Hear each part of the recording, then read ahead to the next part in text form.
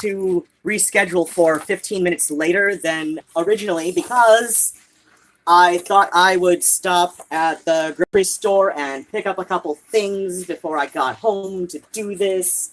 And because of the shutdown, there were some issues with the EBT card. Actually, I don't know. It was technically it had more to do with the fact that the store didn't have something categorized correctly, because something that is normally covered by EBT at literally every other grocery store in the area that takes EBT anyway, somehow that was not covered at Fresh Time, even though it is literally the same product. So we were getting that shit sorted out at the store, and now what happens is I ended up about half an hour late because I had to wait for the next bus because the bus here sucks.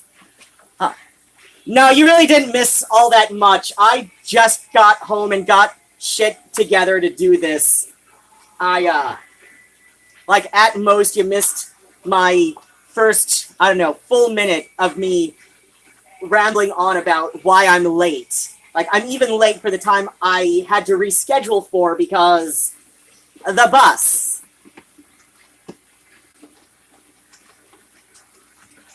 Ann Arbor, Michigan, likes to pitch itself as the biggest little city this side of the Mississippi, or the biggest little city in the Midwest, or various little things about being the biggest little city with regards to X quality. But the public transportation here is barely functional. I say that when comparing it to the public transit in real cities like Chicago or New York or Philadelphia or Los Angeles or San Francisco. Even Charlottesville, Virginia has better public transportation than Ann Arbor, Michigan. I have been told by a friend of mine who is from that city that Guelph, Ontario has better public transportation than Ann Arbor, Michigan. If only because, at least in Guelph, you can get a bus after 8 p.m. on a Sunday. You can get a bus after midnight during the week, especially on a Friday. It's a college town, Guelph. So is Ann Arbor. But, they'd rather, make it very clear that they hate poor people. Speaking of which, that's one of the songs I made. Guelph has a better system than Windsor. I kind of believe that. Being so close to Detroit, I've got a lot of friends who, at least before the thing with after 9/11, so now they need passports to get in and out of Canada and Mexico, whereas before you just needed, state ID or driver's license to cross the borders. So I've got some friends who like to go back and forth between, the Detroit area and Windsor. And it sounds like all Windsor really has going for it is bars and casinos. And now that Detroit has casinos, and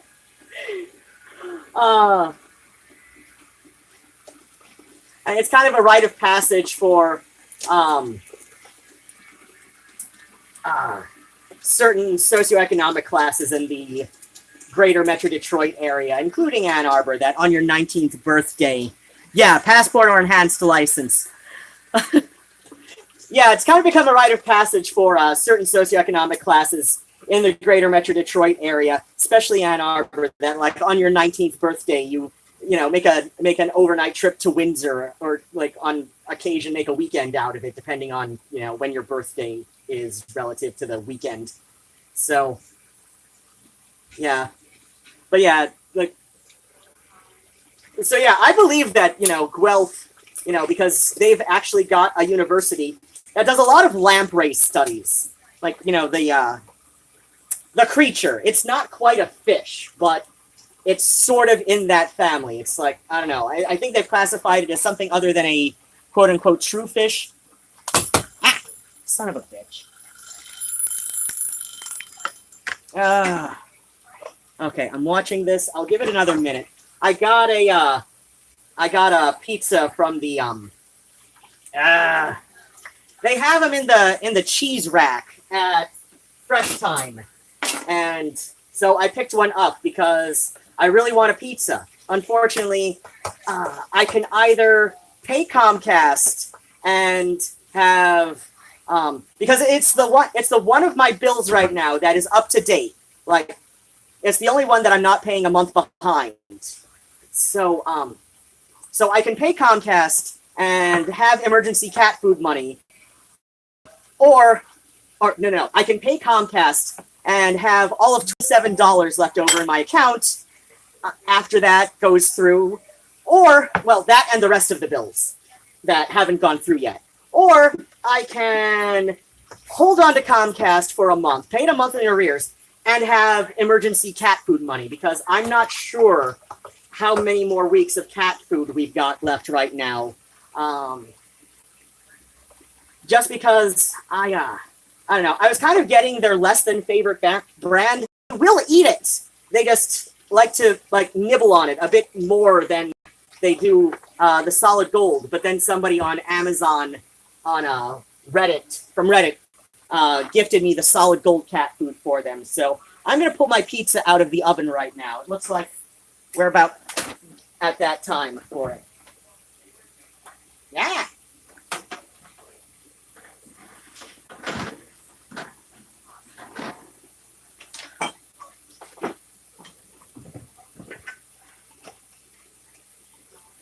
Okay, that looks all right.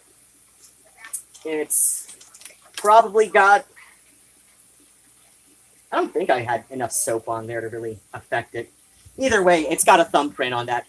That part of the crust has a thumbprint, so if it is soapy, I can just not eat that spot. Yes, having pets is expensive. Oh yeah. Well, the reason that these three cost as much as they do right now is because Phoebe has to, yes, I am doing dishes, because I made waffles last night. This is one of the reasons I don't make waffles very often. But, it's Fat Tuesday. You gotta have, well, okay, I mean, technically the tradition in the UK and Commonwealth and is pancakes. But why have pancakes when you can have waffles?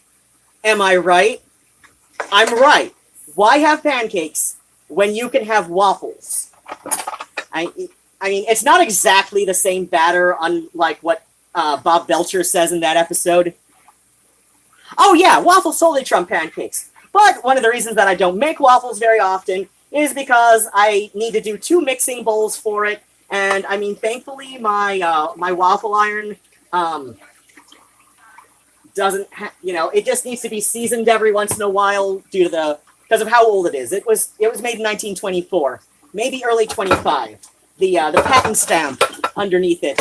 There's 2 patent stamps underneath it. One is something like April of 1923, and the other is November of 1924. So I don't remember exactly how the patent stamp works out relative to the time it was produced, because I don't put those on too many small appliances anymore. But yeah, so on the good side, just because of the design, I don't have to, give it a thorough cleaning. I get my steel wool with maybe a little bit of Bon Ami once or twice a year, relative to how often I've made waffles that year, and I keep it seasoned, and just like my cast iron pans. I mean, it's not. I think it's cast aluminum rather than cast iron. Hey, I was just talking about waffles and why I have to do dishes before. Well, ideally I would have had these done before I got home, but I had to be late because stuff was going screwy at the store with my EBT card. So I ended up Like, we seriously, like, got the whole situation taken care of a minute after the bus took off without me, so that made me half an hour late because the bus in this area sucks. Oh yeah, and see, it wouldn't be that bad if, like most other functional cities, especially a college town, and rather, like, both Ypsilanti and Ann Arbor are college towns. Like, I'm like around the corner and across the street from Eastern Michigan University. Yes, it's a smaller school than Ann Arbor, and I don't think they have student housing, like dormitories or anything. But at the same time, that is still a pretty sizable university. It's still a pretty well-respected university. It's got one of the better business colleges in the Midwest, or so says all their billboards, which thankfully they keep the billboard. I mean, it's nothing like some DeVry bullshit where, they're advertising this so you can give them your money and for a useless piece of paper. But I'm talking about, like, all the signage they've got up near campus. VA Beach, like Venice Beach? No, Virginia Beach. That's what that means. I don't know why I thought Venice Beach. Yeah, when I was, I spent a few months, I want to say about 3 or 4 months in, yeah, a couple of them did, I'm sure. I don't care. They can say what they want. That's more their problem than mine.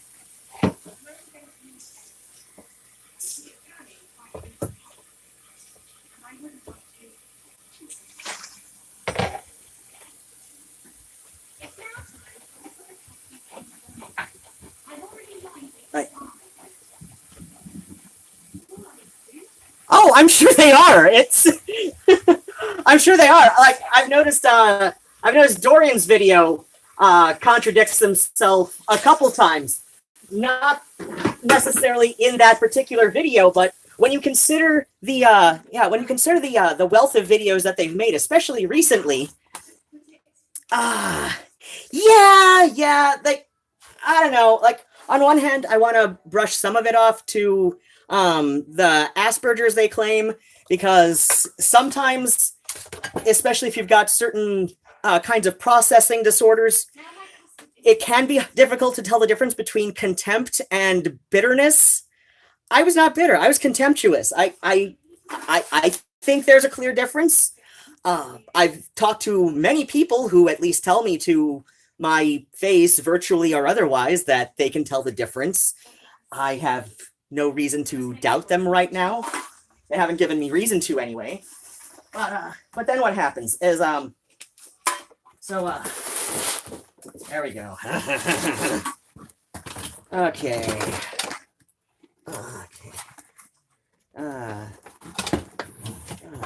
This recommends slicing it into quarters, but I prefer my pizza in 6. But, of course, then again, I am trying to drop a little weight, so. But then what happens is, I've been talking with at least 2 people about this, and just for their sakes, I'm not going to name names, but they know who they are. They're friendly with me. Yeah, that's basically what I was aiming at. That, like, it's like, okay, I understand there are people who, want to do these little endorsements, and, I apparently in the US there is some weirdness around, like, okay, companies, just because I have both myself and been close to people who work for some companies that at least had a bigger name at one time. So when you send out a PR pack, like, so you are the person in a clothing company, so you're sending out a PR gift to somebody on YouTube. Just pick whatever. I'm just making up an example off my head. Like, when you send off that PR gift, you have to account for what is in that gift box and account its fair retail value so that you can claim it as the company on your taxes as some kind. It's some kind of advertising. It's some kind of advertising business expense. Basically, it's a business expense to send out free merchandise because they could have also sold that merchandise. That's just how it is. But there's this really weird gray area for the recipient, and basically the way that companies will do that. Right now, I've just got my my YouTube queue from like a couple days ago. I took about a month off from watching YouTube videos back around August, and I am very far behind on my queue, like videos that I am genuinely interested in watching, or at least interested enough. I think this might be. Oh no, this is Madame Macabre. She did some music a couple days ago. LMB. Oh, but okay, I got it. Yeah, I have this like convoluted way of doing things. I think part of it is just the way my neurology works with ADHD. Like there are things that I want to do, and I do mean to get to them. It's just not always in a way that makes sense to other people.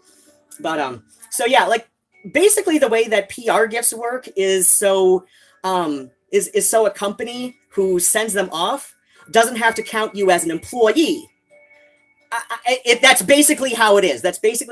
So they don't have to count you as an employee as they would if you were a proper contracted sponsor.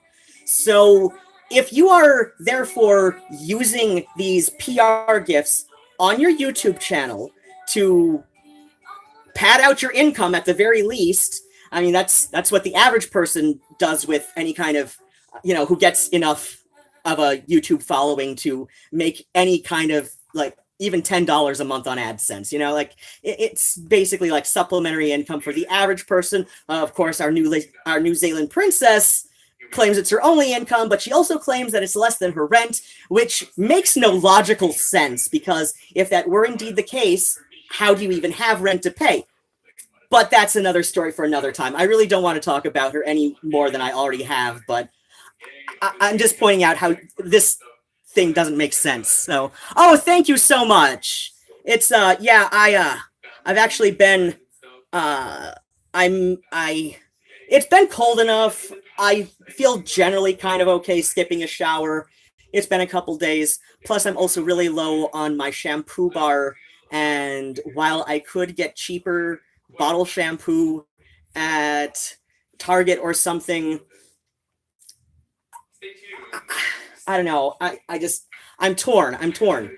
Like, I could do the vaguely responsible thing as per my Comcast bill and get, like, I don't know, $1 bottle of Suave at Target along with soap. I need soap. Oh, God. Yeah, I'm not paying Comcast this month unless somebody wants to send me money.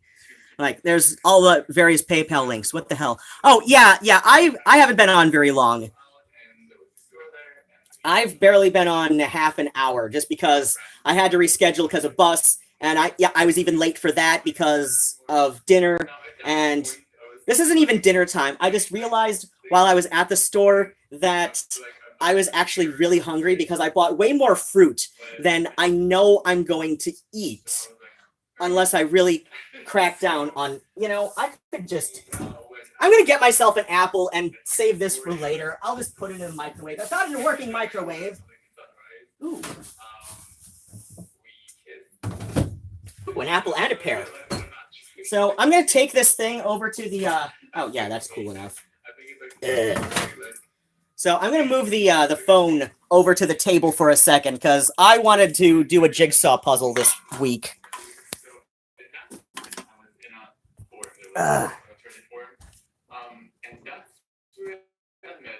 Okay, so yeah, the whole thing with the seriously, we're doing this today?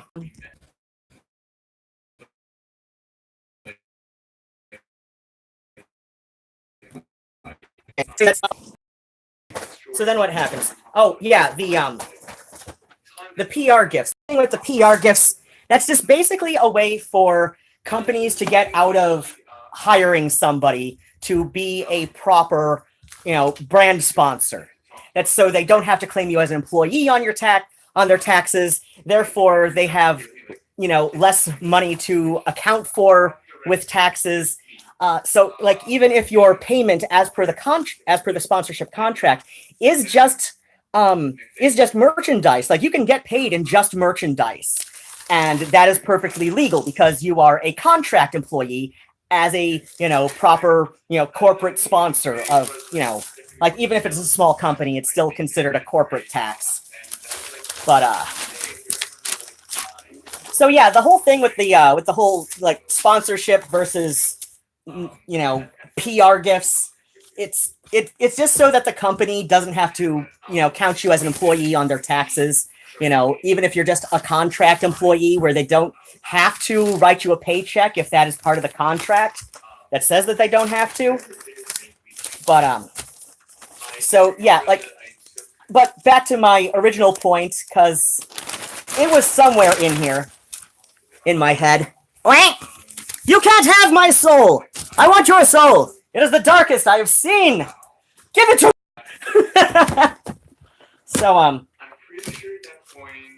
So, my, I mean, people are going to do what they do. They, you are perfectly welcome, like, even if it's, but yeah, the whole thing with PR gifts, it's like, it's basically a corporate sponsorship in everything but technicality. That's basically all it is. Because like I said, it's just a way for companies to get out of counting you as a contract worker on their taxes. It's just a workaround for tax law and corporate tax law. That's all it is. So the way I see it is, if you are using YouTube as basically a second job, if not a first job, as certain people like to claim, and certain people can legitimately claim. It don't mean anything bad by that, but if you can claim YouTube as a job, then it is the ethical choice to claim these PR gifts as a payment. This is income. And, whether it is written out, as a proper contracted sponsorship or not, it is your income. You really ought to claim it. And that's kind of where I have an issue is, like people are basically a sponsor in everything but technicality. What image does... Oh, it's this one. It was from Barnes & Noble. I used to do jigsaw puzzles with my stepmother before I left home when I was 17. And then what happened? Oh, thank you. Yeah, I used to do them with my stepmother. She'd had rheumatoid arthritis since she was literally a toddler. Like, I don't know if there's a better medical term for it, but she was born like 1945, so she always called it the papoose kind of thing for small children to kind of strap them down, and they had to do this. Like, she had to sleep in one of those things as a child, as a small child, to keep, to help her joints grow properly. The thing is, you're supposed to claim that stuff on your... Well, yeah, in America and a couple other countries too. I know that for a fact. Not because I've worked in those countries, but because I have friends who, are expats to certain countries. And, aside from the tax bracket, Allie tells me that there is, at least for her income level, the way that income tax in France works, which is where she's living now, is almost identical to how it was when she was living in Oregon. So, but again, like, I'm sure for higher income brackets, and there's the tax margins that make it a little more complicated, just because France actually thinks that people who benefit even indirectly from public services should pay for public services. Because I'm sorry, if you own a company in whole or in part, even if you're a shareholder for a company, and most of your employees are taking you are benefiting from public transportation. It may not be, the most direct way by certain definitions of what directly benefiting from it is, but well, yeah, I personally do. The thing is, you're supposed to claim that stuff on. Yeah, I personally do love socialism because, at the very least, I love the socialized public services in a lot of European countries. Even though it's not exactly socialism, but the U.S. likes to paint it that way because socialism has been some kind of boogeyman since actually just after World War II, when because the U.S. was allied with the USSR and China, and like socialism and communism has always been very attractive to U.S. workers of a certain income line, and and so it was seriously after World War II, that socialism and communism became this huge boogeyman. I mean, not that it was always very well embraced to begin with, but but there was a bit more tolerance and a bit more willingness to work with certain ideals. I'm going to have to disagree with you about capitalism, because the idea that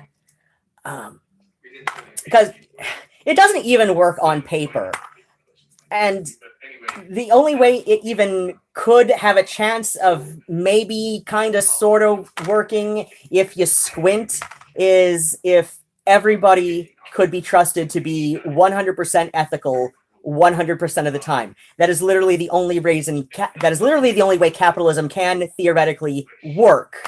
And the world is an imperfect place. Humans are imperfect people. Therefore, capitalism doesn't even work on paper.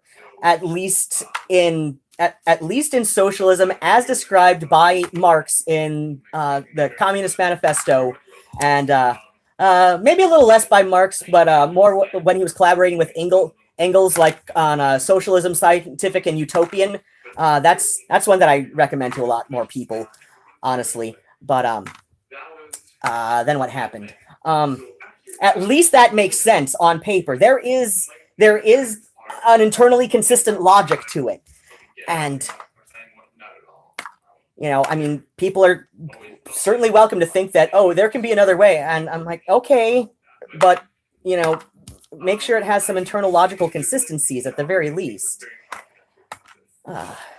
Don't make it, don't propose to me some inherently flawed ideal that can only work if literally everybody is perfectly ethical 100% of the time. Like that is literally the only way capitalism can work.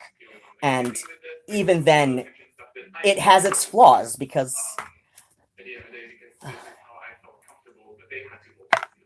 it places these expectations on people that may not necessarily work all the time,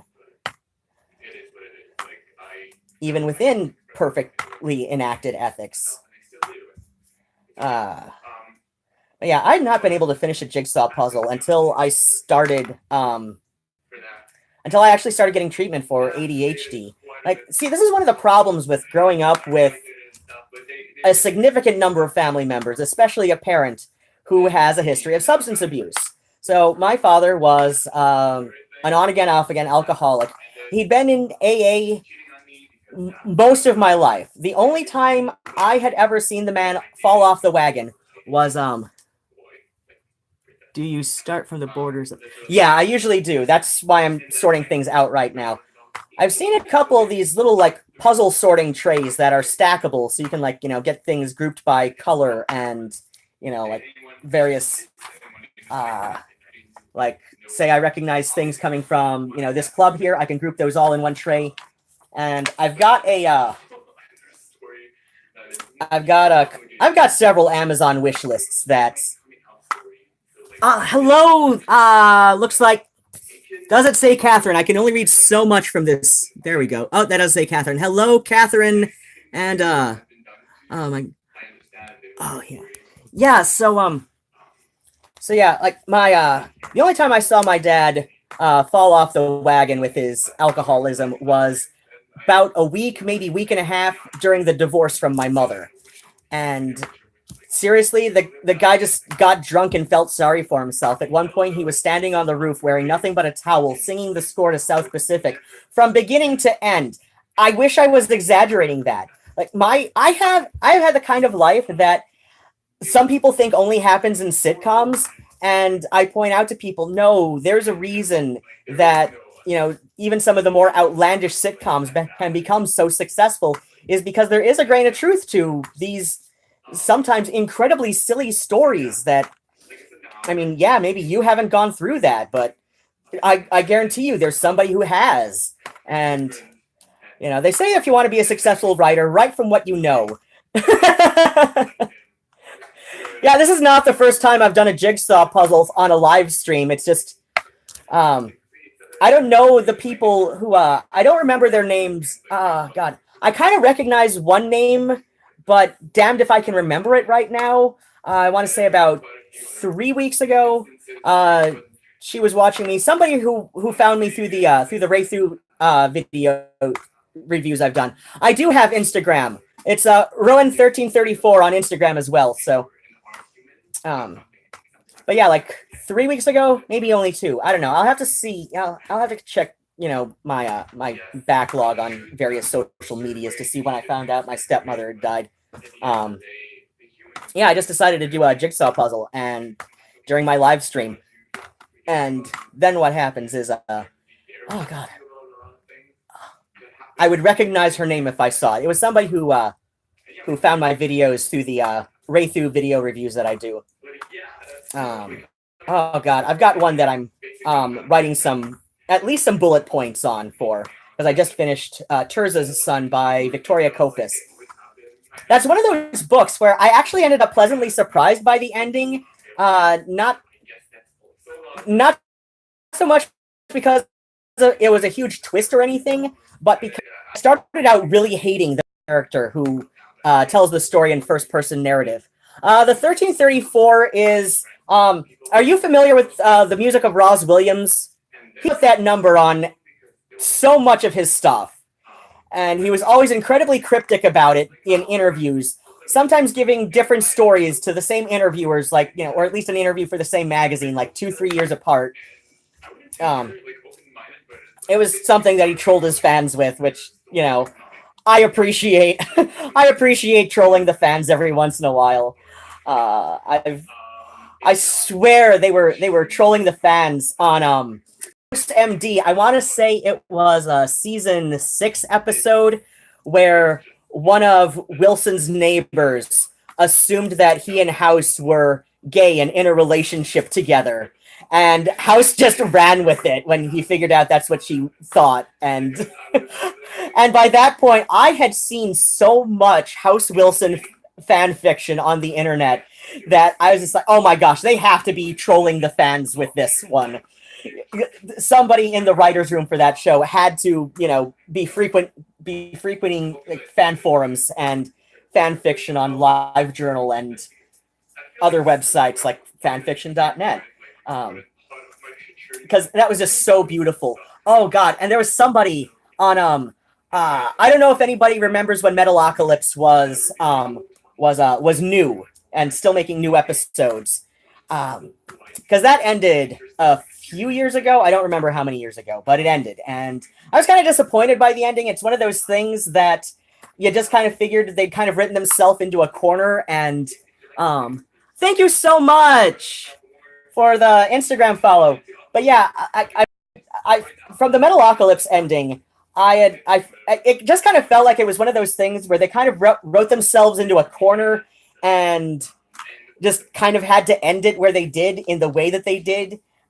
Because it felt kind of rushed and not very well thought out, if that makes any sense to anybody. But then what happened? Oh, right, the DVDs. So my ex, who is also one of my best friends, Not the most recent ex that I've bitched about in a couple videos from. Goddamn, I've bitched more about my ex than at least the more recent ex than oh yeah, yeah, well, the thing with Firefly is that one they ran like Fox really did not know how to pitch Firefly to viewers. Because it's got elements of Western, it's got elements of science fiction, it's got elements of kind of a forensic drama with River's storyline, because it's a medical kind of drama where it's clear that they're trying to cover something up, the people involved in it. And so Fox didn't know how to pitch it to people.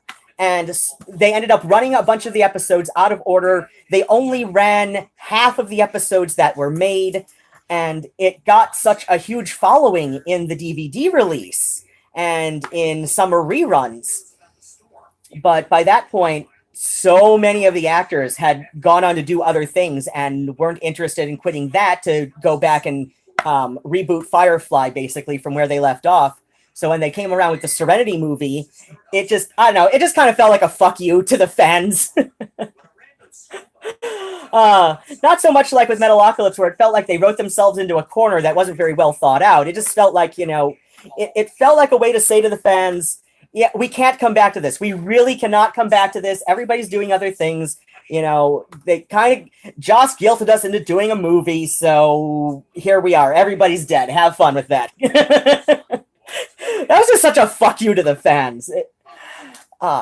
Especially when they could have continued it like they have with Buffy, with, at the very least, like licensing out comic books or novels or something, because it was okay. Somewhat like Babylon. Oh yeah. Babylon 5 was such a victim of studio network meddling. But at the same time, I love the fact that Babylon 5 is kind of a landmark in so many ways. Not just because, they didn't so much say, they weren't very clear about it on the show, but J. Michael Straczynski has since, confirmed to people that, no, shit. Susan Ivanova. I forgot her first name. Yeah, Susan Ivanova is canonically bisexual.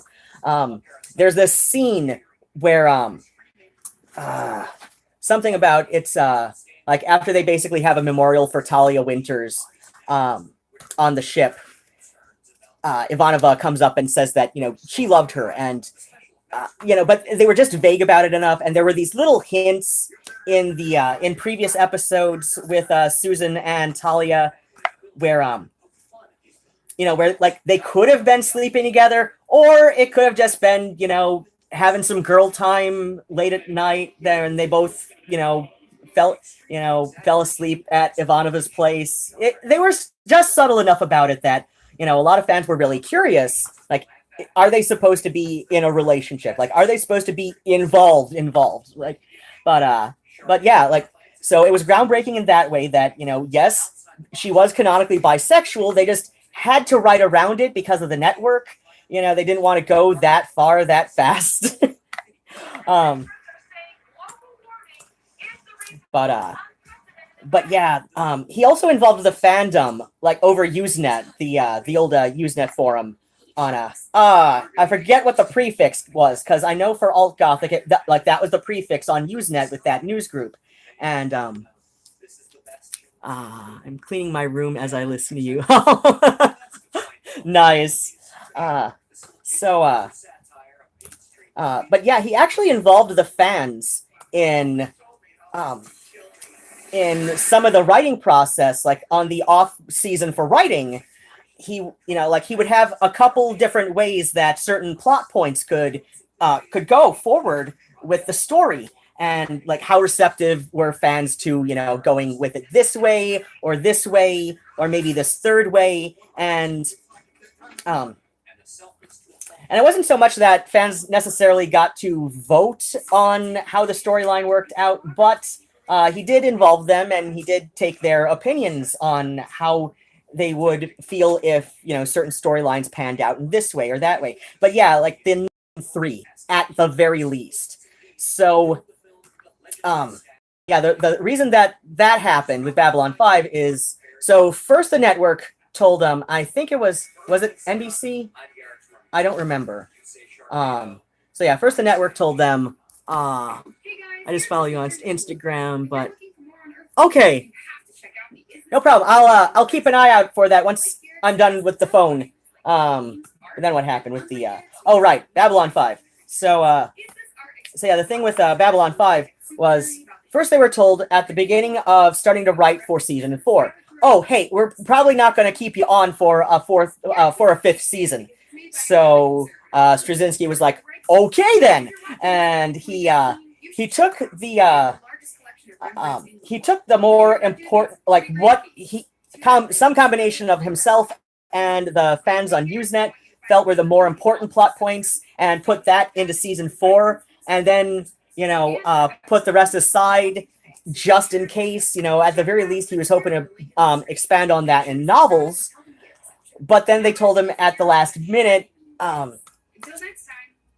like literally like the last minute, like just as they were wrapping up season 4 filming, they're like, oh hey, we just renewed you for a 5th season because now that the fans feel this is the last season, they're all tuning in to watch. You're really smart on that internet, Jay. And he's like, thank you. So then then of course, he takes it back to Usenet and it's like, okay, so we've got a 5th season, hooray. On the other hand, here's what we want to do. Here are some plot points that we can put into a 5th season, and if we don't get picked up for a 6th, then we'll just take the rest to novels. And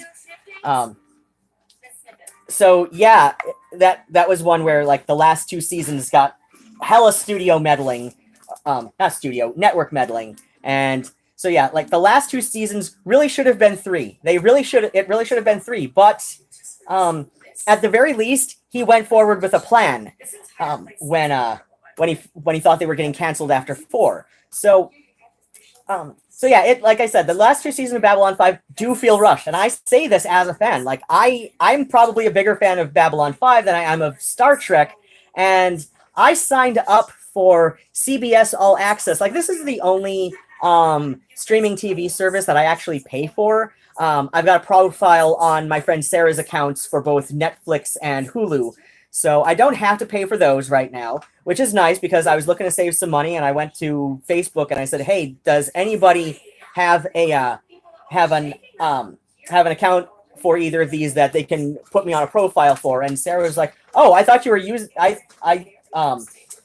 she had apparently made a profile for me months before, and then what happened? But she thought she'd given me a password, but she did not, because if that were the case, I would have been able to save, what did it work out to? A little around $15-16 a month for the last 4 or 5 months whenever she did. So yeah, then what happens is oh right, yeah, I signed up for CBS All Access for Star Trek Discovery. Like, I'm willing to pay for TV to see new Star Trek. But I would say overall, I like the storyline on Babylon 5 a lot more than what was it? No. It wasn't Deep Space Nine. Or was it Deep Space Nine that was running concurrent with Babylon 5, where there was like this huge drama between fans of the two, like, and there were people who were fans of both, of course, who wanted no part of this, but so yeah, there were people who wanted no part of this fan drama between the 2 shows, but there were accusations that either Babylon 5 or Star Trek, I think it was Deep Space Nine. I'll have to rewatch Deep Space Nine and Deep Space Nine. I know Enterprise came after Deep Space Nine, but was there one in the middle there? Was there one in the middle of Deep Space Nine and Enterprise with the Star Trek? I don't know. This is how bad I am at a Star Trek fan. This is how I'm so much more a fan of Babylon 5. Like, I've even read Voyager. Yes, I think that was it. I think that was the I think Voyager was the one that a lot of people thought was too similar to. Yeah, that was in between Deep Space Nine and Enterprise. I think it was in between the two. Yeah, I think that was the one that a lot of people thought was like way too similar to Babylon 5. And, people who were diehard fans of one accused Star Trek of copying, and people who were diehard fans of Star Trek accused Babylon 5 of copying, and they're probably still arguing about it until the sun explodes. And then what happens is, Metalocalypse. I enjoy that show. Oh, right, I was talking about fan fiction. That's how I got to Metalocalypse. Was,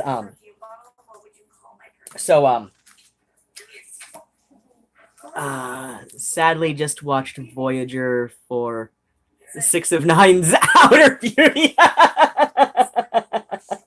That's okay.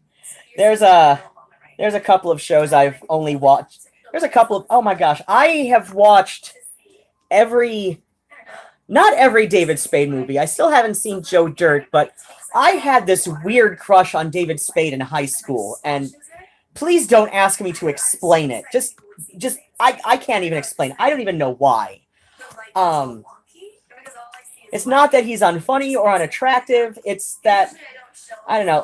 I think some of his jokes, he's just like barely phoning it in sometimes on the last couple of stand-ups I've seen him do. Like he's not even trying anymore.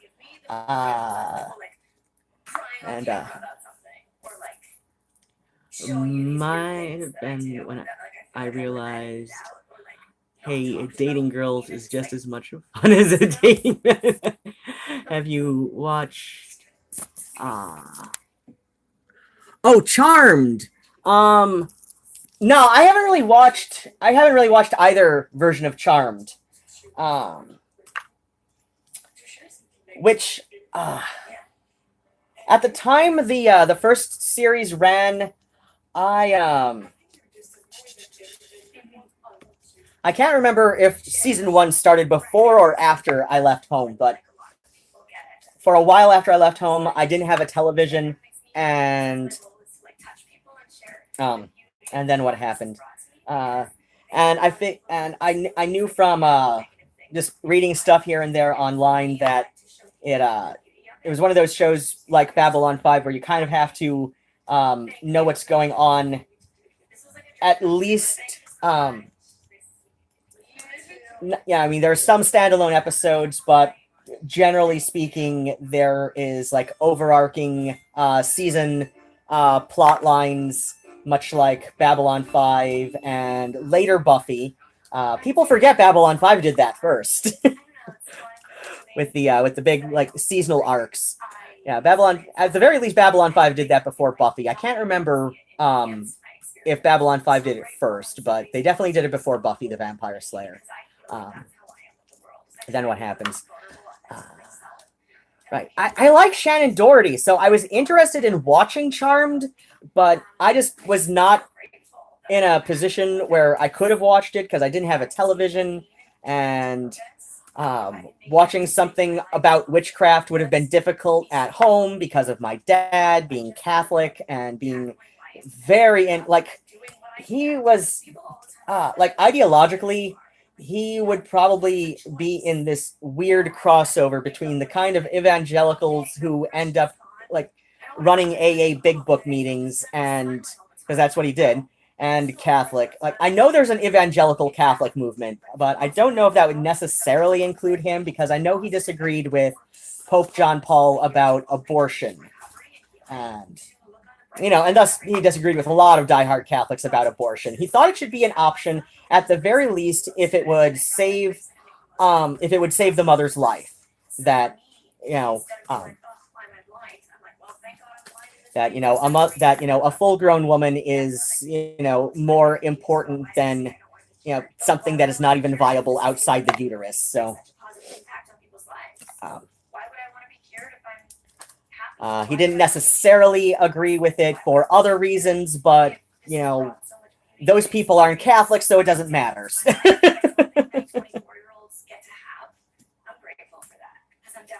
Like, he understood the difference between, something that you disagree with and something that is nobody's business in a political sphere. So I don't know if you hear the what's it called? He's rustling around with paper on the floor. He found I think that's a paper bag that I found a beer bottle in some kind of bin on the streets. So I am not above fishing deposit bottles, because Michigan 10-cent deposit for what's it called? Returning bottles and cans from carbonated beverages. I'm not above fishing those out of trash cans if I can physically do that. I won't like dive head first into a bin just to get bottles out like my dad used to, because I'm in enough back pain already. It's like I don't need to make it any worse on myself. Clearly that dime was not meant to be if it's going to be that far out of reach.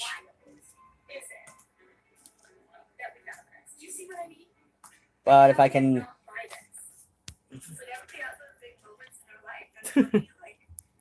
Logan had to do something. Oh, no problem.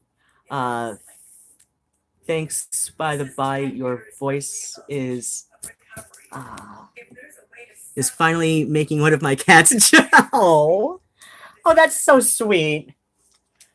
I do seem to have a way with cats, especially Nigel, who is incredibly shy around anybody he doesn't know. But the first day he met me, he like ran up, started snuzzling all over me, and I was like, okay. Oh. Hey guys, it's Kat. Really enjoying your content. Oh, thank you so much. Well, as far as Nigel's concerned anyway, and maybe it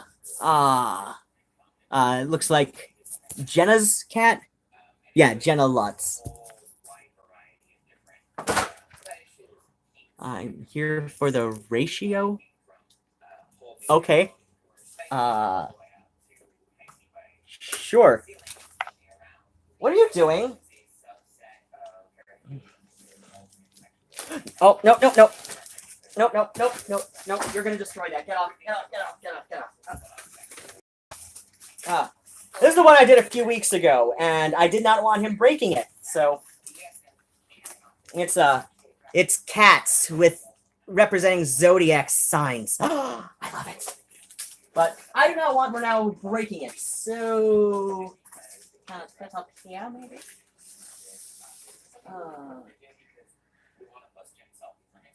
No, that's gonna end up sagging.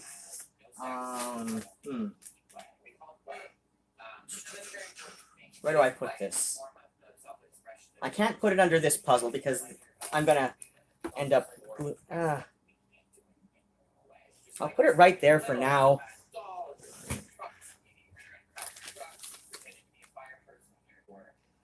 Oh, okay.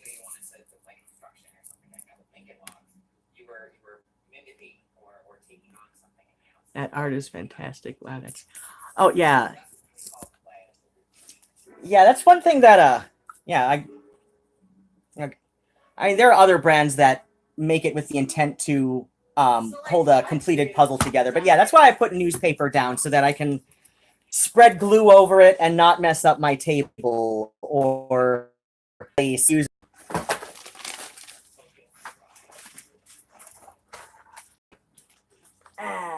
There goes my pop-up book, because cats have to knock everything over.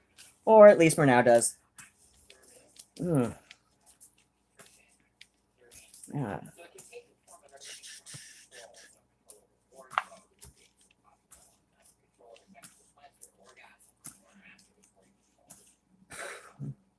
Okay, another edge, another thing, another other thing. Yeah, the one I did a few weeks ago with the cat zodiac, that's a 500 piece, 20 by 20 inch square. This one is 20 by 27, and so I had to move the bread box around, and hopefully there will be enough room for it. Because if I need to move the bread box off the... I don't know where I'm going to put it. if I have to do that. I mean, I need to clean up in here, but I'm kind of waiting, and I don't know. I'm kind of like, part of me kind of off cleaning in here until I get the date from Sunny, somebody around to all the rental properties approximately every other year. Sometimes it's every 3 years, and so the leasing office said that they got a notice that Ypsilanti is going to be sending somebody over to inspect the rental properties this year, but they usually also let us know about 4 weeks in advance what the actual date is. Granted, they also usually push it back by, a couple weeks or so, but still, it gives you plenty of time to clean up and everything and make sure everything's getting taken care of. But so I've been doing like little things here and there with the cleaning of the mess Isaac left in here. But yeah. So yeah, I've been like doing little spots of picking up here and there, but I don't know, like part of my brain is just really like, can't I just put off doing the really big stuff until I know the date that the city's going to be coming around looking at the rental properties and up to code.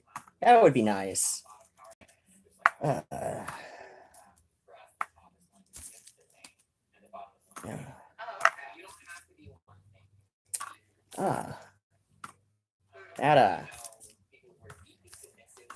But yeah, there's videos somebody mentioned about me. I'm like, yeah, so somebody apparently, God, I don't know. I kind of don't want to give them the attention just because that's clearly what they want. Like, I'm not the only person who sees their video amongst other recent-ish videos as drama baiting. If not me, then we're pretty sure that they're drama baiting Angela Benedict, which just feels really low. If you ask me, I think. Oh, I'm sure. Like, yeah, I kind of have a weakness for watching a couple of the drama channels on YouTube, but I don't watch every video, and there's a point where I just kind of stop watching some people because they're making low blows, and it just feels like this is just like, no. I mean, I know I'm watching it, but I kind of expect a little bit better out of people sometimes. It's human nature to criticize other people. Yeah. I work in a donation center. I spend all day cleaning up after other people and their junk. I have trouble cleaning my own. Yeah. Oh yeah, Angela is so sweet. I think she's wonderful and not. Yeah. Yeah. I'm not gonna call anybody especially hateful, but I don't know. I've encountered enough people who've experienced that one person I made a video about, who say that she is not the good, sweet, kind person that she makes herself look like on her videos, and I know Angela's mentioned in a couple of her videos having a bit of a reputation for being a little hot-headed at times, and I can sort of see. I mean, I at least used to have a similar reputation myself for a time, but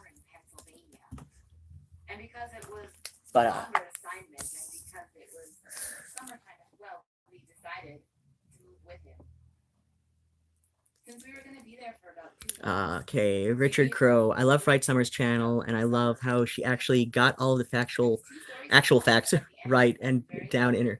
Oh yeah, oh yeah. That's what I was originally thinking. So I mentioned at the beginning of that one infamous video of mine that I was initially thinking of making a response to Fright Summer's video that um well I thought I thought that it was pretty clear that she was specifically talking about the lifestyle brands and how plugging these brands constantly, or at least often enough, that it gives young people this wrong-headed impression.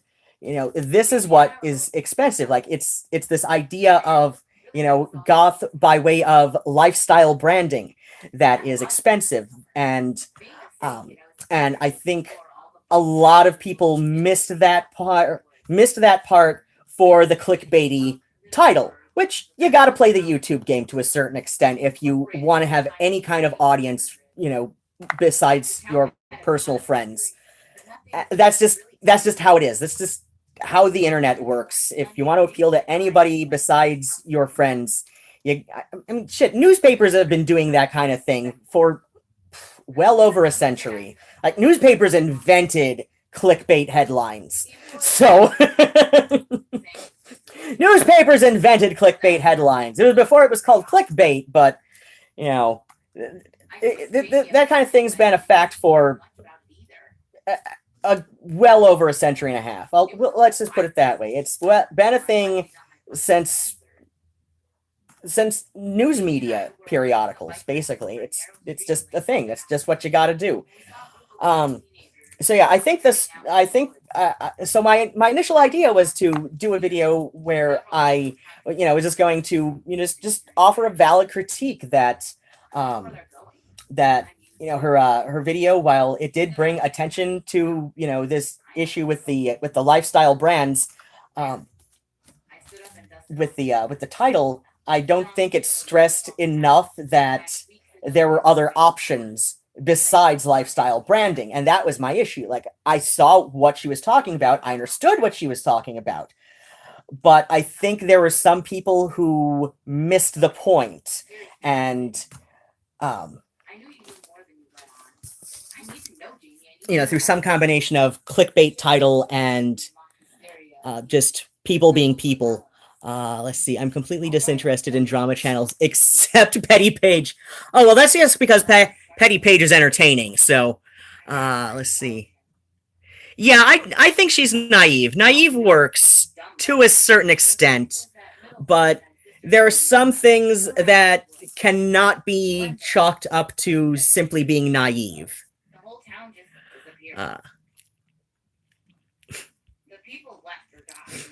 Uh, let's see. And I don't even watch her channel for the drama. I just find her really charming and entertaining. Oh, yeah. Low blows to people you care about equal allowed to now view as cat toys when bored. Okay, that's... They found his body like 10 years later in the middle of nowhere. He got lost out there. It's easy to do. I suppose. Talking about someone is okay being... It was the 70s. We're a totally different generation. We have sat-nav. Sat-nav? He asked me curiously. Jimmy had lived in this town his whole life, and sometimes I forgot how to... it's like the impression that you need to own a corset to be... Right. Very much... Oh, yeah, very much a thing that, Well, Angela, when she's mentioned corsets, about, being a teenage goth in the 90s, she refers to it as like this holy grail of, the 90s goth girl wardrobe, that you had to have a corset, and they were expensive, so it was one of those things that you had to have, but you get it when you get it, or at least you get a good one when you get it.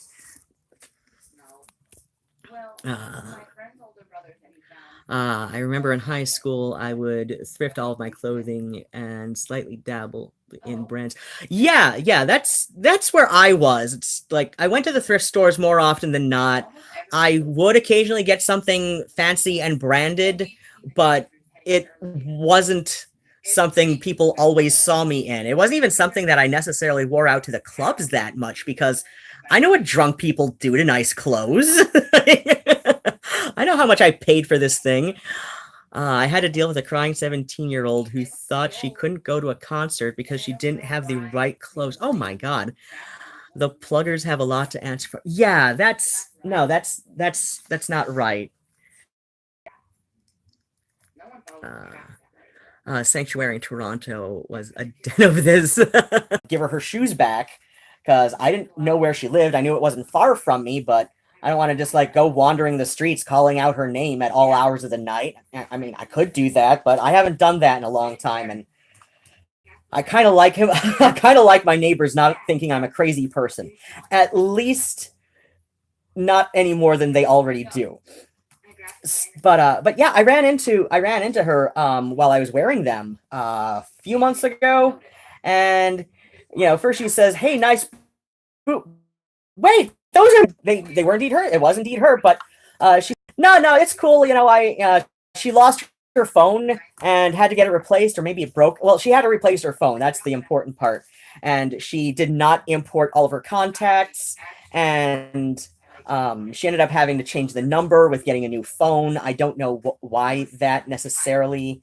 But yeah, basically she had to get a new phone and a new phone number, and that's why I couldn't get a hold of her any longer. And she was unable to import her contact list, so she couldn't get back in touch with me. And so yeah, like at that point, she's just like, no, it's okay. It's been over a year and a half at this point, and I'm like, okay, well, if that's cool with you, like, because I ran into her at the liquor store just up at the corner from me, and I told her, I'm like, if you seriously want him back, I can just like go home and change my shoes and give them to you. And she's like, no, that's fine, you can keep them. They look great on you anyway. So yeah, I literally just locked into them. That's a true story. That's um like, I mean, they're as good as gifted at that point.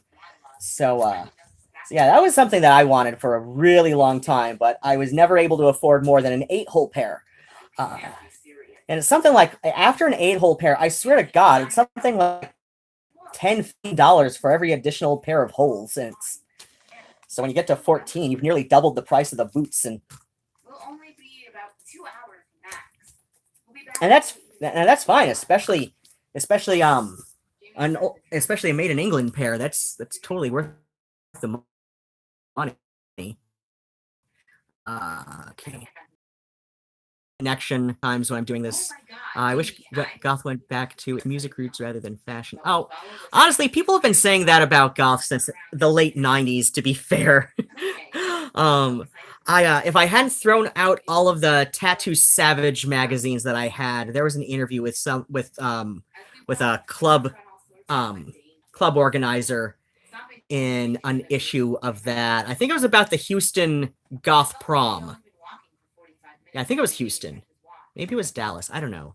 It was the Goth Prom in one of those Texas cities. And the woman who ran the club there's a quote in her saying, this was like 99, maybe year 2000, saying that, goth is more of a fashion show than a music scene these days. So yeah, people have been saying that for a while. And like, when it stops being popular, then people get back into the music. And,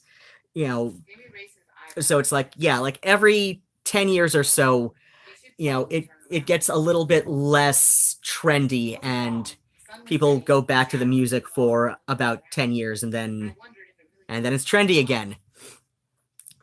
I still thrift the majority of my basic black dresses, skirts, and tops. Oh yeah, I still thrift a majority of things as well. As a 10-year-old goth, all I had was some fingerless gloves, 70 pairs of black leggings, and some torn fishnets and a bunch of Rit dye. It was all DIY back then, as much as it.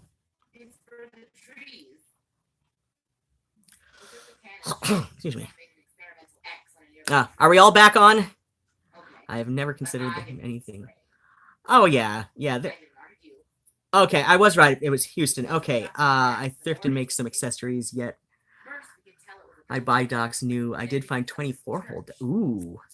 Oh, yeah, there's a pair of purple velvet 20-hole docks on eBay that I really want. They are theoretically affordable, but only after off my dental work and my the last cat I had to have cremated. After I'm done paying that off and my dental work, I will be able to splurge on those boots. Oh yeah, they're gorgeous. And I would tell you what to look for on eBay, but then one of you people will snipe them out from under me, and I'd have to find you and kick your ass. That's just how it goes. Ask my friend Kalia, Falling Dream on here. They'll tell you. I'll hunt you down. I'll have to hunt you down and kick your ass. It's like I do have hairy toes as well. I got the chrome purple docks for my birthday this past October. So sorry about your cat. Oh yeah, that was Mr. Midnight. I had him maybe 16 months. He was about 6 or 7 when I first adopted him, so he was about 6 or so he was about 7 or 8, maybe as old as 9 when he died. His kidneys just very suddenly, very quickly failed, and of course he was such a sweet cat too. Like you could pick him up and he would give you hugs. Like he would put a paw on each side of your neck and lean into you really hard, and he'd give hugs. Like when the vet techs were taking him back to get a blood draw or give him fluids while we are still trying to diagnose his kidney problem. Like he would hug on them going back, and then he would hug on them coming back into the little room with me, and they would just be like, "Oh my God, he's the sweetest boy." And I'm like, "Yes, this is why he has to get better if he can." And of course, the hugging cat has to be the one that I have not even a full year and a half before he dies on me. I mean, at least I had him, right? But still, it's like, oh my God, seriously, like there are dogs who hug. There are tons of dogs who will hug. Like it's, I mean, sometimes they'll hug and then go a little bit further without asking you first, but like it's common enough to see dogs who hug. But cats who hug, oh my gosh, that is something you seldom ever see, is cat who gives hugs. And it was so cute. And he was very sweet, but he was not very smart at all. Like, okay, these cats have a treat ball. Well, okay, there's one ball per cat. So I've got 3 treat balls. And I've had 3 treat balls since Mr. Midnight. And so Nigel was able to, like, I was the first person who ever gave him a treat ball. And he was able to figure that out in a couple minutes, just on his own. It's like, okay, he sees there's a hole. He can smell that there's treats in there. And does this thing move? Yes, it moves. Okay, how do I move it to get the treats out? Okay, I move it that way. And so Nigel figures it out just, using, like it's a basic logic puzzle. It kind of is a basic logic puzzle. It's a basic logic puzzle designed for animals who can do fairly rudimentary logic puzzles. And that's fine. He figured it out on his own after a couple minutes investigating and, applying basic logic to it. Phoebe learned the treat ball watching Nigel. Okay, fair enough. That's almost cheating, but but she's watching Nigel, seeing how he works it, and behold, she does it the same way. She watches Nigel work it. She works it the same way. Okay, that's a totally fair way to learn the treat ball. Not every cat has to logic it out themselves. Some can just, be like, "Oh, he's doing it. Let me do what he's doing." Fair enough. Mr. Midnight was watching the other 2 cats work this treat ball. And I even gave him the easier one. I gave him one that was lighter weight, that, I gave him the one that was lighter in weight and, you know, much, and had like multiple holes, unlike the other two. Like they each had a heavier one that had only one hole. Okay, so I am like basically the dummy treat ball. And I give it to him, and he's watching the other two, and then he's looking at the treat ball, and he walks around it like Ali Brosh in Hyperbole and a Half describing Special Dog with the treat under the cup, and and he's walking around it, and he's sniffing it, and then he starts licking at the holes, just licking at it, and not getting the treats out. And he's watching them and he's watching the other two cats like they're some kind of wizards doing magic to get food out of the ball. Like, how are they doing this? Please cut food out. And I realize he's not getting any better at this. Like, the longer he's in front of it, it's like the worse he's getting. At least when he was walking around it, he's trying to figure out, okay, how does the food come out? Is there a place where the food comes out of? No, he didn't figure it out. The more he's with this, the worse he's getting at this, and he just could not figure out the treat ball. And I think if he were a person, he would be going to class on the very short bus. And like, you keep knocking things over, Murnau. Are you ever going to figure out that the more you get on top of there, that things are just going to keep knocking over? He was very sweet, but just didn't have too much going upstairs. I turned to Jamie to tell him so, and could immediately tell that he did not share my feelings. Respectable size, 3.5 in kids. Aw, bless. Oh, yeah, kidney disease. Yeah, it was pretty serious, and it was really fast, and we tried everything to see if this was something that you know.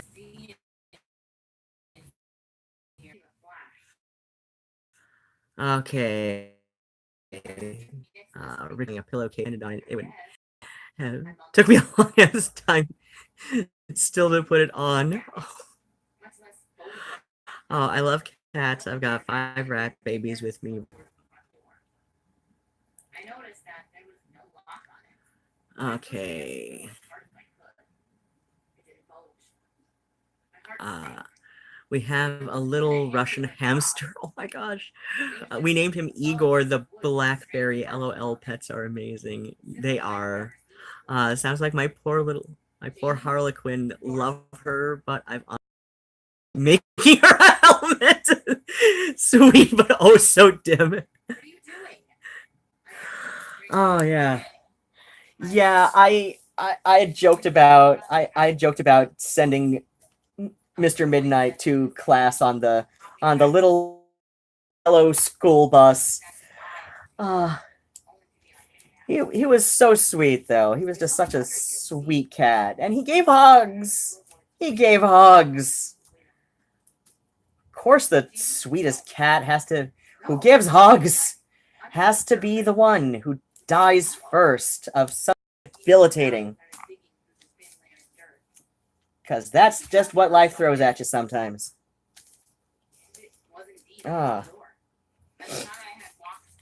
So, I'm almost done sorting out the edge pieces. And there's probably a few that ended up in here looking at this right now versus how many edge pieces I've got in front of me. This puzzle, the Cat Zodiac one, that I still need to find a new place for. I want to get I want to make sure that it stays together, so I want to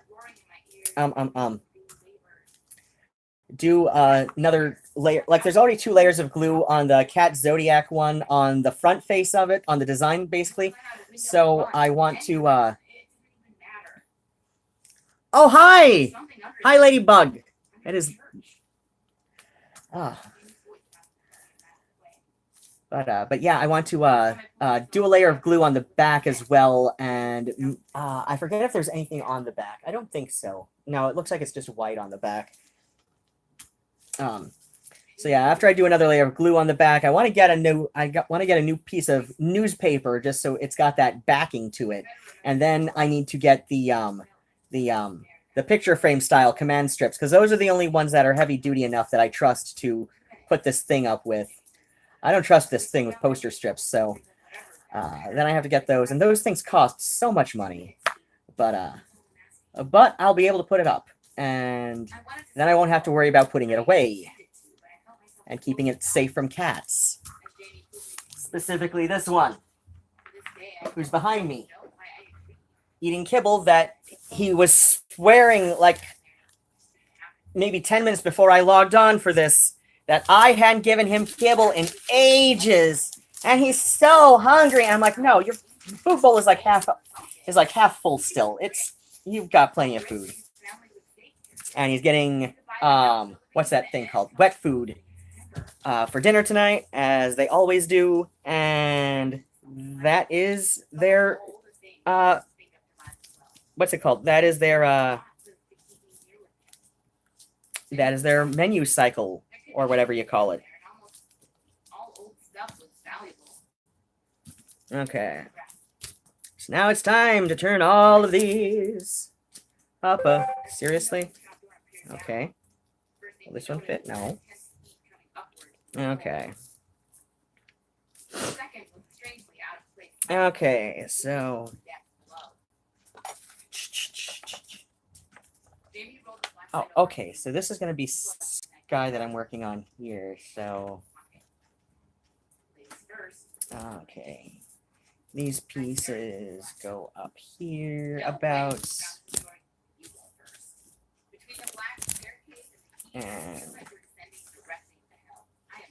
And it looks like most of the rest is going to be...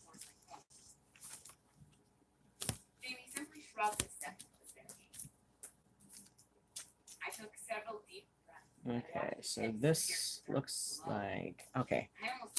That's... Oh.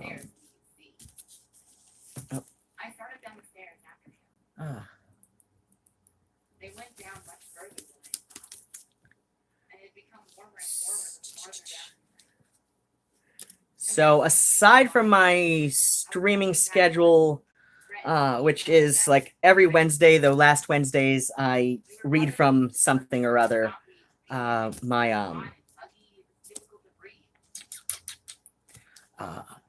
got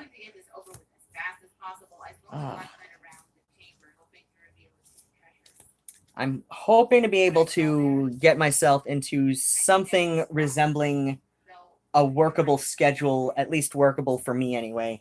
And then what happens? One with a desk in the corner, much like the one in the pastor's office. And the second was another statue. This one is roughly 12 feet tall and remains to this day the most terrifying thing I've ever seen.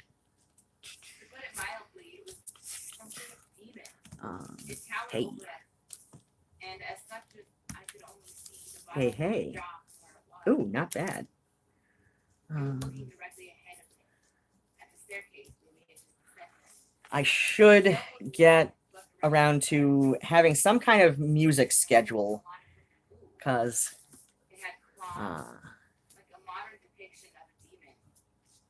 aside from the two people on my video that I did just, with music, who hit the dislike button, probably just to be spiteful, you'd think that if they'd actually listened to it, they might have had something to say about it, but I don't know. Weird people do weird things. And then what happens? Whole lot of crap and stuff.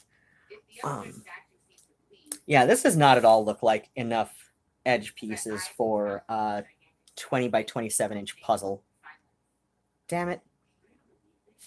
Okay, well, I'll see what I can get together with what's out right now, and then I'll go looking through all the pieces again. Like a dumbass. It's talking to you people. Oh. Oh, we've got people talking about cats. Uh, Ow, my head. we lost Venture to kidney disease only a week after Pandora. Oh no. We went in only 3 days. It's been a sucky month with beloved pets. Love puzzle, but in a group setting. I don't know. I was okay doing puzzles with my stepmother, but that's because we both had this, like, we both understood each other's rhythm for it and all of that. And I don't know. I think I'd rather do this by myself just so that people don't mess up my rhythm. Let's see. Help me. My dog is humping a stuffed animal. Cats never do. Oh, yeah, they do. Yeah, they do, Catherine. My friend Scott, he, now this cat did die at the age of 20, so, I don't know, maybe it's his perversions that did him in, but yeah, Scott had a cat named Bob. Bob loved stuffed animals, and Bob's favorite of my stuffed animals was this monkey that screams. And I swear it's because it screamed that Bob loved it so much. So, yeah, cats can and sometimes do those undignified things like making sweet, sweet love to poor stuffed animals who never asked for this. I figured out Kokesh gets whisker fatigue. Oh, she's been whining a lot less since I started feeding her in a flatter bowl. My cat Oreo chased a mouse through my room today. He's old and fat, but he's a badass. Both my cats are stupid dorks, and I love them. Oh. Love DIYing things and also watching DIY videos. Well, at least they just disliked and moved on. Yeah, I suppose. I wouldn't like nasty comments. That's why I'm afraid to do with video. Yeah, I just delete the comments that I feel are crossing a line. I know some people don't like when people do that, but yeah, sometimes it's just yeah, cats do it too. Oh yeah, Bob. No. Oh God. Yeah, Kelly. Like some of Scott's friends who knew Bob when Scott was in college, they still tell stories about Bob, like at parties. Like that cat is so much a legend.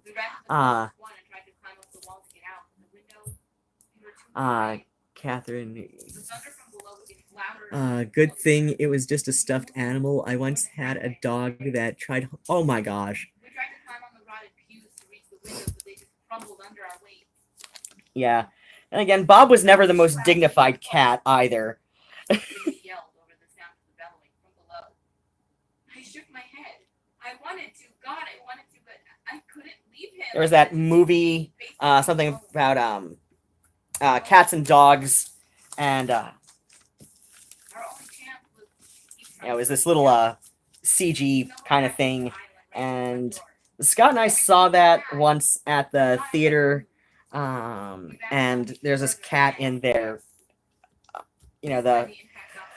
and Bob was kind of a mix of these two cats. There's the one megalomaniac cat and his, bumbling henchman, and Bob was so just a mix of those two. Like, are you listening to me? No. Why are you mad? And it was like, both of those are things Bob would say to someone or something given the right circumstances. I stood up, refusing to turn around again.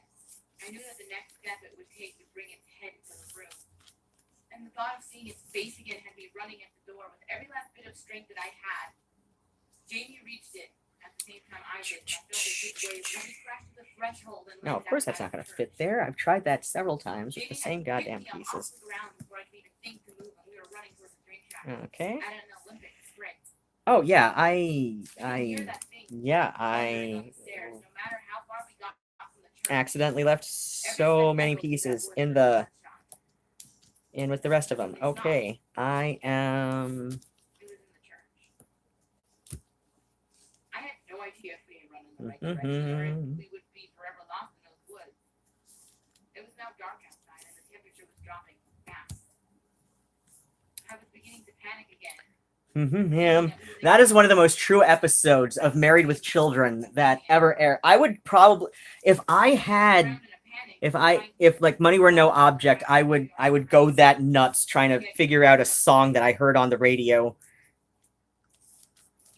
like right down to paying whatever somebody asked for the 45 out of a jukebox somewhere. I just, that is completely a thing I would do. Again, if money were no object, I just. Neither of us had any idea what to say. And it wasn't until we both gotten our breath back that one of us was finally strong enough to break that silence. Okay, yeah, this is driving me nuts. I gotta go find these other pieces that I. Oh, that's why there's two halves of the box. It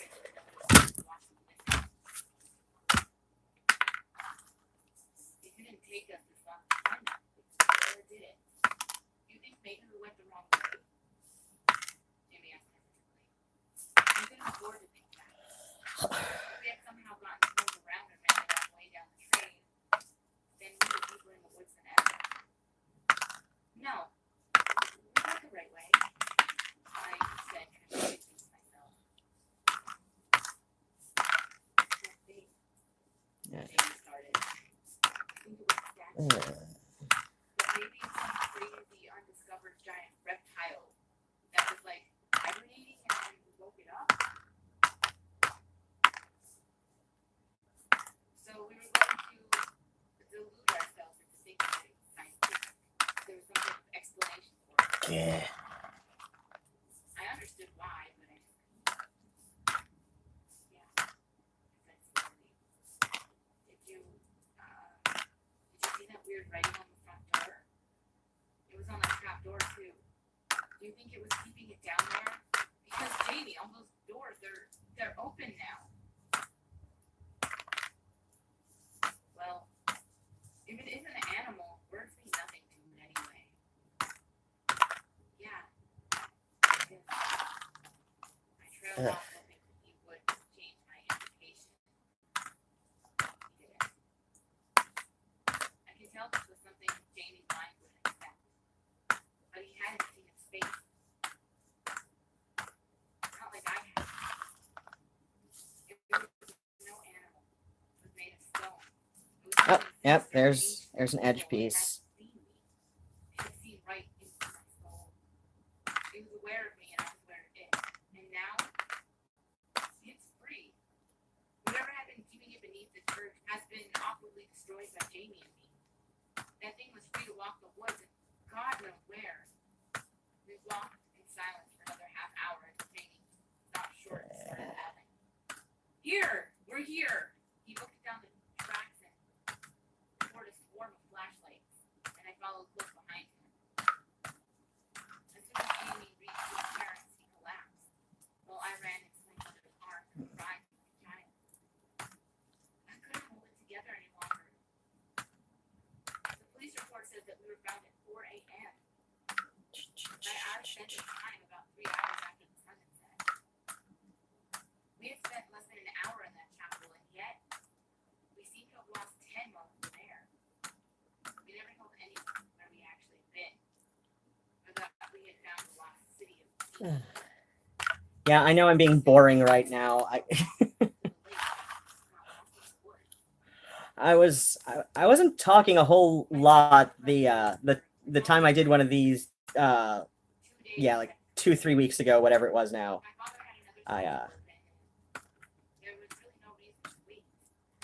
But yeah, there was a few people who were just hanging out watching me most of the time. I don't get it. People like weird things.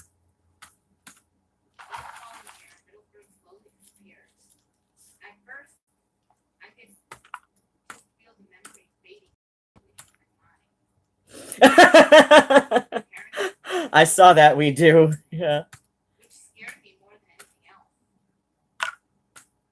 I taped the police report this evening on my bed. Right now, these goddamn edge pieces that got away from me the first time. It's like, this is nowhere near enough. I don't know why I didn't do this before I, started working on it. Just like, and now I'm feeling stupid because I let at least a good half of the edge pieces that I need, like, somehow get,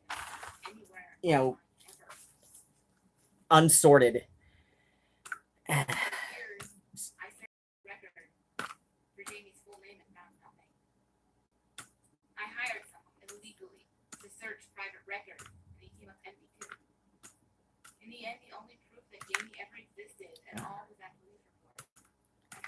Ah.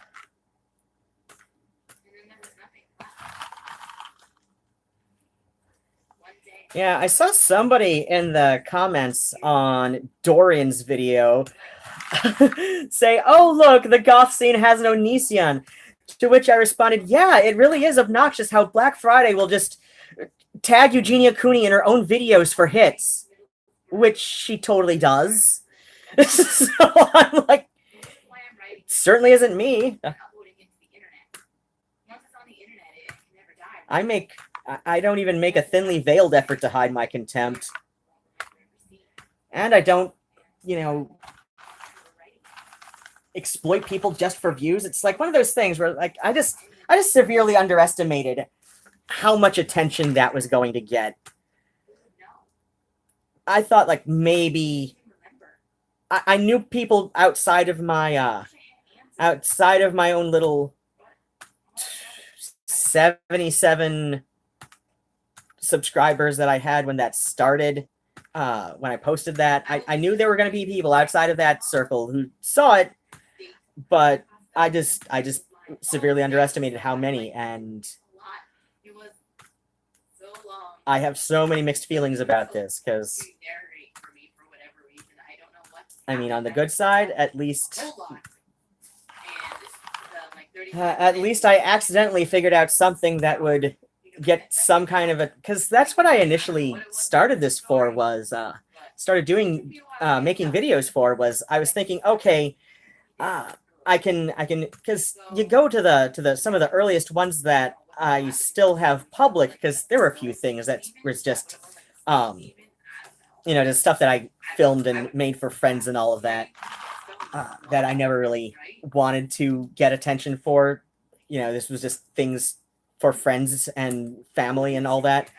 But yeah, I like, my earliest ones are all music based, and then I figured out real fast, okay, well, you already have to be an established musician for anybody to pay attention to a YouTube channel that is just music. So I can do some more, vloggy type stuff, maybe live stream when I'm DJing, and, see what else, anything that will be topical and draw in the kind of audience that I want for my music. And that's what I was thinking. And at some point when things started getting really sour with Isaac, I stopped doing music altogether around, I want to say around April was like the last time I posted anything music related, until very recently, just because that's the kind of mood he put me in. I mean, some of that was prepping for Convergence, where I was going to be vending and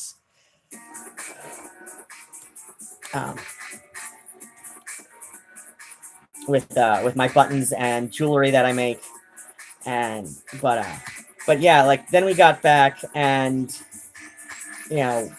things just got really bad with Isaac, and I just was not in the mood at all to do music, and stopped posting videos related at all to music altogether. And I don't know, and sometimes it's ranting, sometimes it's me just doing weird stuff. There's a lot of live streams, just because I noticed that when I do my my med vlog series, where I'm just filling up my pill pods and rambling on about, usually it's a weekly recap, sometimes it's just whatever comes into my head while I'm watching Daily Show or whatever with my breakfast. And yeah, it's, I don't know, on the good side, I'm in a mood again where I can do music some more. But yeah, I would have liked something that I put a little bit more thought into to get me that kind of attention that one video did, because that was just one of those things that, yeah, there were some elements to my day that were out of my control, and that was one thing that I felt I had some kind of control over. Like, I'd had enough of this nonsense from a certain YouTube personality, especially when there are so many incongruences to her story that she tells people about certain things that I'm just like, just quit your bullshit, hun. So that is like I said, it was one thing that I felt that day I had some kind of control over, because I couldn't make it stop, but I could at least let off some steam about it. Like, there was nothing I could do about the post office that day.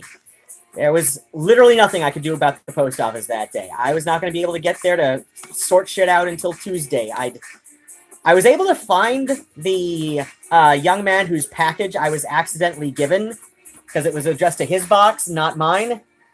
I found him on Facebook, and he is so cute. Possibly straight, though. I'm not sure. But I think his Facebook says he's in a relationship, so either way, it's like, I don't want to go messing around with that. Not even if it's an officially open relationship. I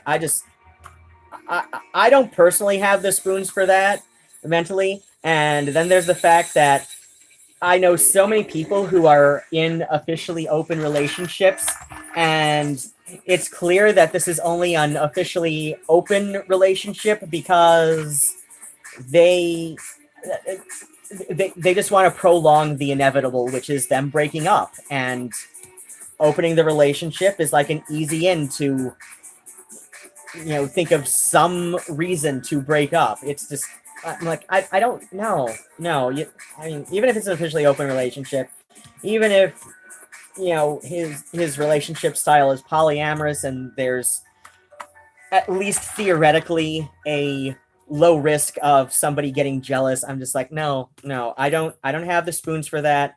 My personality, I don't expect one person to be, all this huge list of things for me, completely and totally. But at the same time, like, I know what kind of energy I have for certain kinds of relationships. And that is one where I'm just like, it is just easier on me if I was somebody's, soul, partner in that sense. That's just how I work. But yeah, I mean, I did message him on Facebook, but he didn't get back to me until almost the next day because of how Facebook sorts out messages from people you aren't like linked to as, like your Facebook friends. So yeah, he got back to me the next day. So yeah, like there was so little I could do. Like I was like, that night I was able to do about my shitty day exactly what I did. And then I came home and goddamn video with this goddamn pity party that honestly is like near completely of her own design. And it's one of those things where like people talk about it in hushed tones on Reddit and certain goth Discord servers, and and just bring up little things in this way where we all know who they're talking about. It's just, we just haven't said the name. So I just said what's been on my mind and a lot of other people's minds. And like I said, this was like this one thing in that day that I had any kind of control over. And I did it, and I don't regret it. I just, I would have rather I got that kind of attention for something that actually took effort on my part, because that would speak there more to my talents. And less to my patience for complete bullshit from other people, which is very low. I make no apology or excuses for the fact that I have a low bullshit meter. You know, when the mercury's hitting the bulb, and I probably sound like such an old person. Do people even use mercury thermometers anymore? I'll figure it out. I know I don't use one for taking my own temperature just because it's easier to read a digital, but I mean, like, to put it on the side of a building or something, like on the side of a barn or garage or whatever. I don't know. Do people still use those? I think they still make them just because they're relatively cheap to make, all things considered. It doesn't give you the most accurate reading, but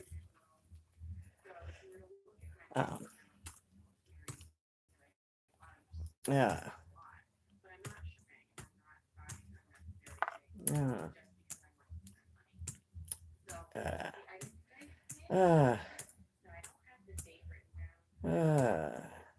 Seriously? I found like maybe 4 or 5 additional edge pieces. And I'm halfway through this. Again, a second time. Looking for the goddamn border. This is probably going to be a relatively short stream this Wednesday, just because the cord for the phone charger doesn't reach all the way to the table, and it didn't have a full charge when I came to sit down. And I know from when I did the 500-piece puzzle that, so this one over here, that took me 2 hours and 45 minutes. And I think the phone, at least when I'm streaming, has a little under 3 hours of charge on it. So.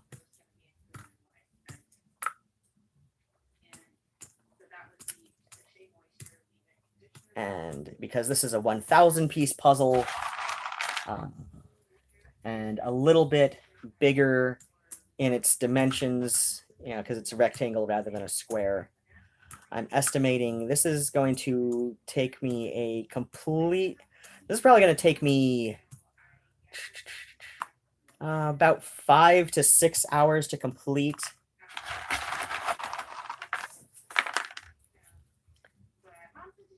Probably not going to do it all tonight, but I'm going to get a fair amount done tonight. Try and find a way to protect what I can from the cats, especially Murnau, who likes to put everything as possible on the floor. Okay. Oh, I am way more than halfway through this. Son of a bitch. Seriously? This is my day-to-day. I missed the bus and log on half an hour later than I scheduled myself to initially, and then I can't even find the whole goddamn border for my puzzle. This is my day. This is my metaphor for today. On the good side, tomorrow's game night, and I was going to make who here has had those chocolate oatmeal no-bake drop cookies? I was going to make those for game night tomorrow because I get a shit ton of oatmeal from the food pantry, and I really want to go through. I really want to use it, but I'm not the biggest fan of quick oats just as a meal. So I'm gonna use it somehow, and so yeah, I'm gonna make those. And let's see. Right now on my phone, there is some video of me making waffles with my antique waffle iron one of these days I'm going to do a video with all of my antique kitchen appliances, doing a little demonstrate the other one that also has sandwich plates in addition to the waffle iron plates. So I can make myself a sandwich in that, maybe just, I don't know, I could try putting some toast in the on the toaster. But I don't know, toast is, I'd probably just make toast and then turn it into breadcrumbs later. But I don't think I'd have to cook anything to demonstrate the tabletop broiler, just because, or the mixer, because those, I mean, you can just see them working just fine on their own. But yeah, I've got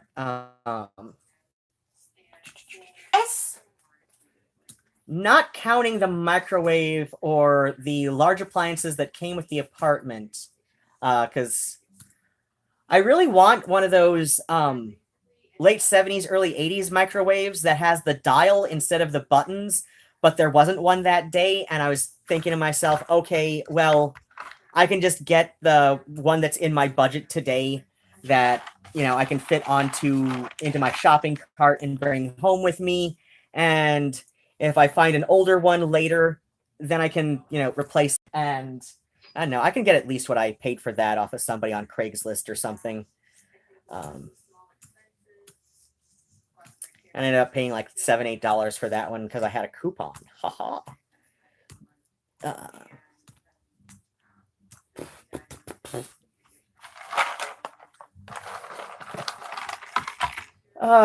Yeah, this is the metaphor for my day today.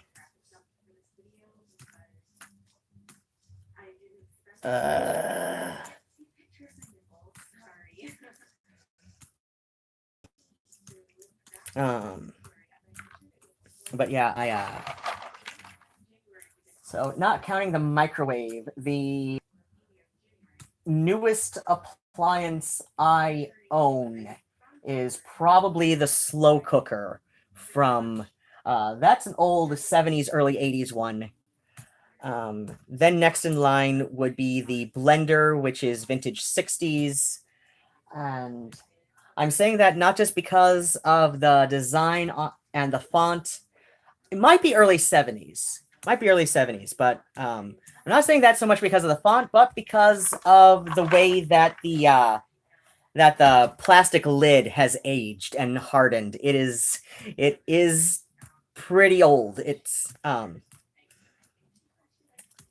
clearly one of those plastics that was once quite soft and malleable that has gotten very stiff with age, and so that would place it at the newest early 70s. I'm also going on the font for that one, which is why I think maybe late 60s. I apparently have a superpower where I can guess the approximate age of a film by looking at the font on the opening credits.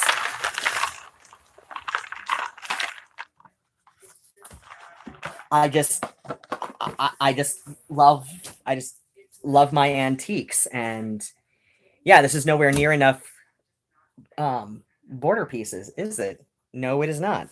And this is probably going to go on.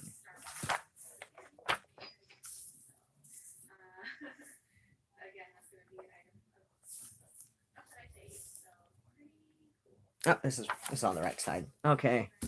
Well, let's see how much I can do with what I've got, and then I'm gonna call it a night on the puzzle because this is pissing me off. I know I'm keeping a cool head about this, but this is actually kind of pissing me off. That, I mean, anybody who's been on from the beginning, I think there might be one or two of you who's been on from the beginning of this stream, and like just after I did the dish, I come over here and I open up the goddamn bag of the pieces. This is a brand new puzzle, and I've just been through that thing twice looking for these goddamn border pieces.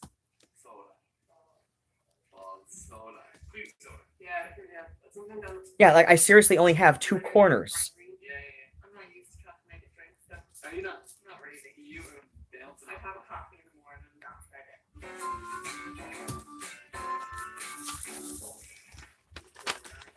Did any end up under here? Okay, there's a few under there, but we don't have a corner. This is nuts. Okay, so this is gonna be on this side. And okay, no. Okay, we've got 3 corners.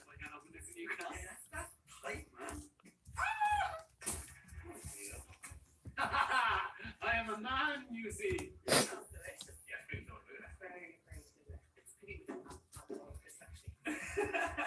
Yeah.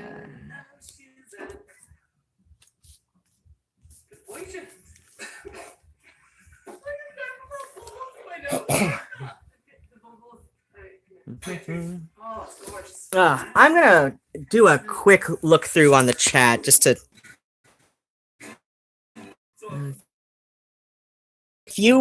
No, that's the only Netflix movie of it where that's seriously the only movie on Netflix right now that I can honestly say I've watched more than one. Yeah, Jenna, I have never heard of a truly dignified cat either.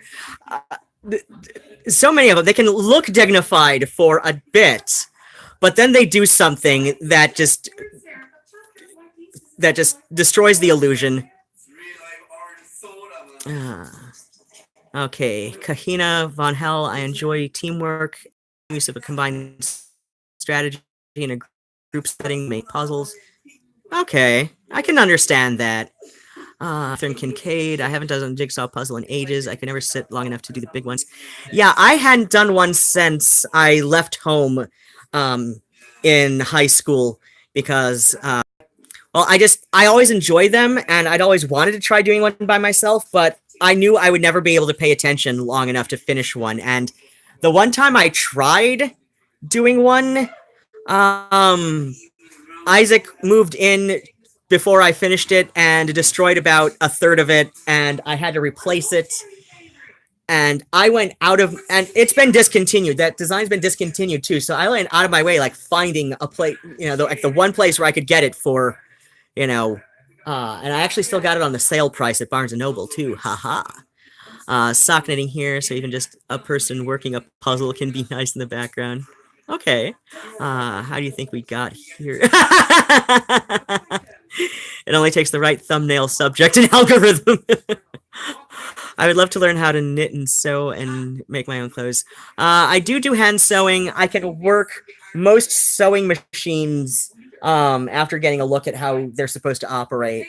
I don't know how to knit. That's one thing I never learned. I can do it on a loom. I can do it like with the little hoops that have hooks on them, and you wrap the yarn and then you pull it out and do it that way. I can do loom knitting. I can't do it with needles though. I never learned. Every time I've tried, my fingers end up tangled in shit. I can crochet though. And proper weirdness, of course. Thank God is for YouTube. I can research or deep dive anything. I am subscribed for many goth YouTube channels that are now very popular. A long time ago, I just saw a bad commercialized turn of events. Oh yeah, and then the trends of all brands, and you suddenly have. You struck a chord. Oh, thanks, Jenna. Apparently, I struck a chord. So many of the folks online just dissolved into, look what I bought was sent for free channels. Oh yeah. That's where I just, and that's kind of where I had it. It's like, especially from somebody who has a relatively cushy life and is whining about, shit that she did to herself, honestly, especially with that. Like, people can make excuses about the German immigration thing all they like. People who are in the know that is seriously a visa marriage, and the reason that it didn't seem that way for a bit is because she went and found looking for a fan she could exploit for that, and she conned him. She conned Matthias on so many levels too. To have to be considered real. Good evening, Noir Velours and Queenie Todd. Yeah, I made Queenie Todd a chat moderator, because they've done far more live streams than I have, and certain than I have. They can help real simple. Let's see. The live streams are helpful too. Stuck inside a lot here due to health crud. Actual intelligent person talking. I guess I'm intelligent enough anyway. I like to think I'm smart enough to know that I couldn't talk down to people I'm smarter than, within reason. Sometimes people just do something where I can't help myself. Yeah, Queenie Todd has literally the best screen name. That is one of those perfect movies that Tim Burton got a hold of there. Oh, yeah, Polly without jealousy. I have yet to see one function well. Oh, yeah, absolutely. For me, putting a stop on all relationships was a blessing. I function better alone. Some people do. I like knowing that somebody wants me to be around on certain other levels than...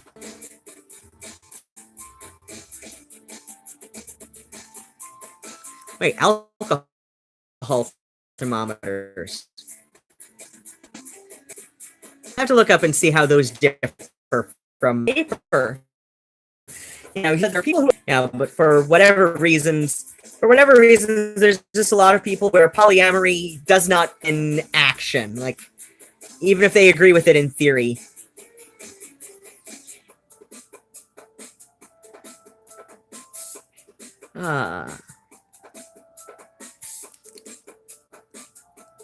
Well, you can read an old thermometer, you know, an old style mercury thermometer, because it reacts to heat, and they've got the little dash marks written on the glass straw that makes up the thermometer.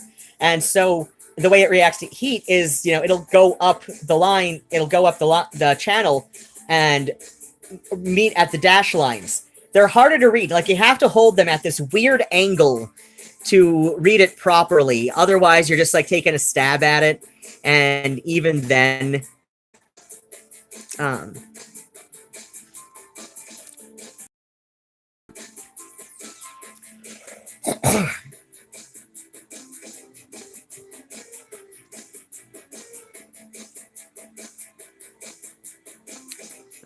oatmeal raisin cookies. Peanut butter, the plain drops. Yeah, the recipe I use butter, the chocolate oatmeal peanut butter drop cookies. Yeah, only Cookie Mom could be safely allowed to make her baking well. I took over 11 for a reason. That makes my stepmother was very similar. The woman could not make fudge. It never solidified. I don't know what she did, but her fudge never solidified.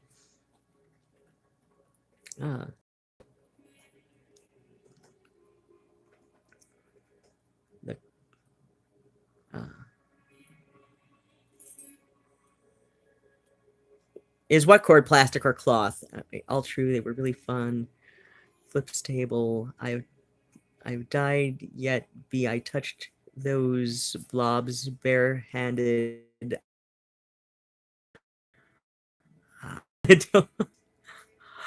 Oh yeah.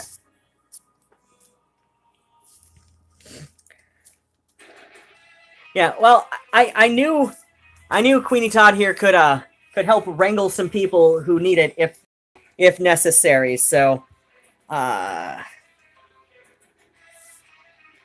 yeah, you're right. You're pretty much a live stream pro at this point, and you know, me, before shit got real on my channel, I was just like, you know, a weekly stream, you know, sewing, doing puzzles, sometimes reading, and then what happened? Yeah, then shit got real, and one of the previous streams I did, there was some haters in the chat, and they are certainly welcome to their opinions, but they don't have to air it where I've got people who actually like my opinion, want to hang out and listen to me go on about complete nonsense for however long until my phone runs out of charge and I have to go plug it in. And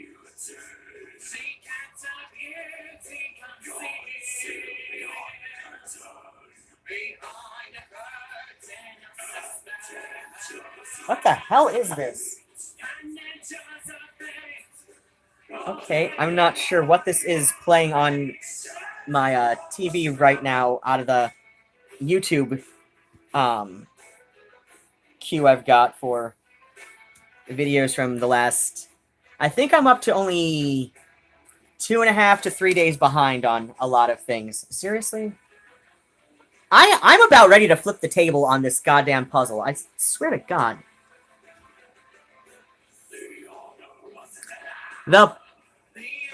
I still can't find all the edge pieces for this puzzle.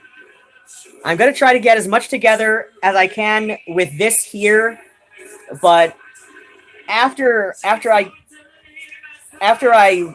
reach a fair stopping point with what exists of the edge pieces at the current time, I think I'm just going to call it quits on the puzzle for the night. And hi, Nigel. What's Nigel want? Oh, God. Is it about the time Nigel's going to be very concerned about me streaming from the kitchen table?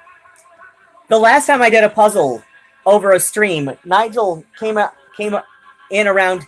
Yeah, it was around this time, too. Like, it was around the 2-hour mark. He decided that he just had to be up my ass and make these very concerned little noises at me.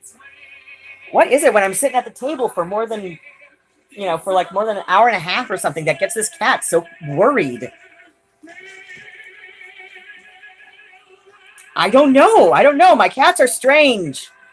I have weird cats who do weird things.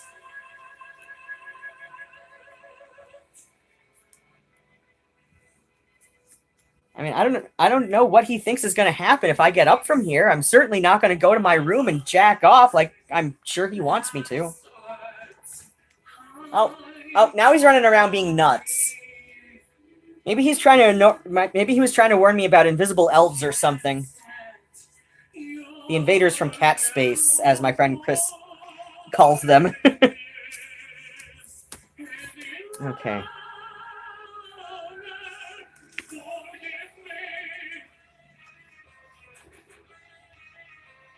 Okay, I think this is a tire from down here.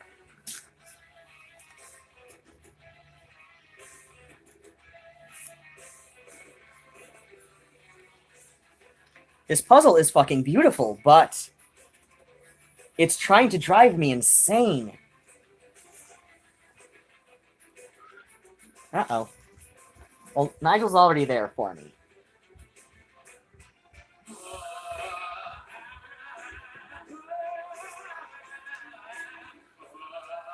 Seriously?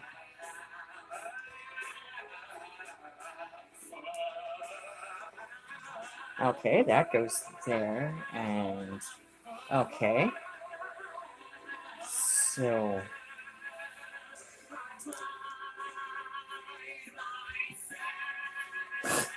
Okay.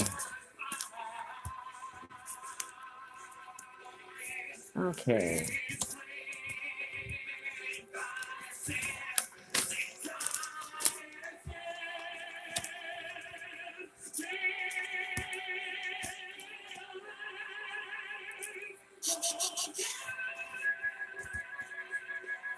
Okay. So let's see, I got... No. Is that... No. Wait, no, it does. Okay. Now I can move on.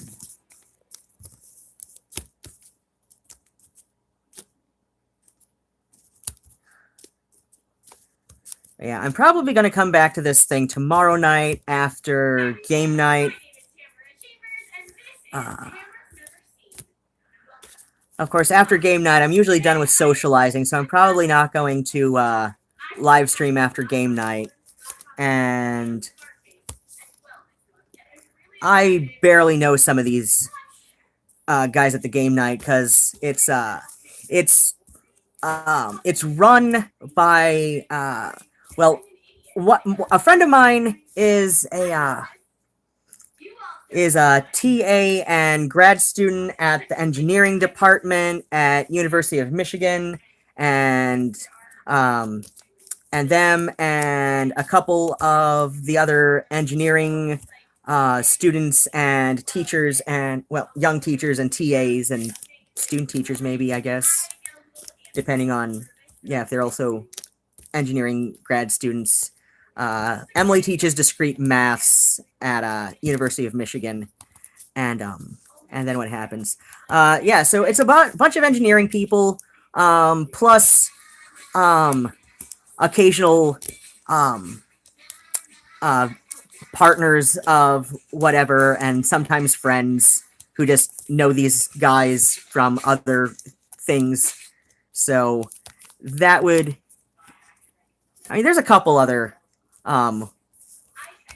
women or women-aligned sorts besides Emily, but let's be fair, it's mostly guys, because STEM fields and all that.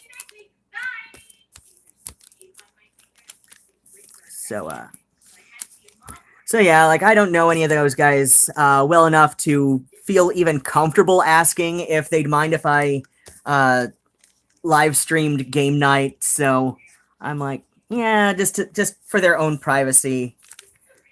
I'm not even going to ask them, in addition to the fact that I don't know any of them well enough to have an idea if they'd be comfortable with that. So, you know what, while that would be fun sometime to have a live streamed game night with board games and stuff, that's not gonna be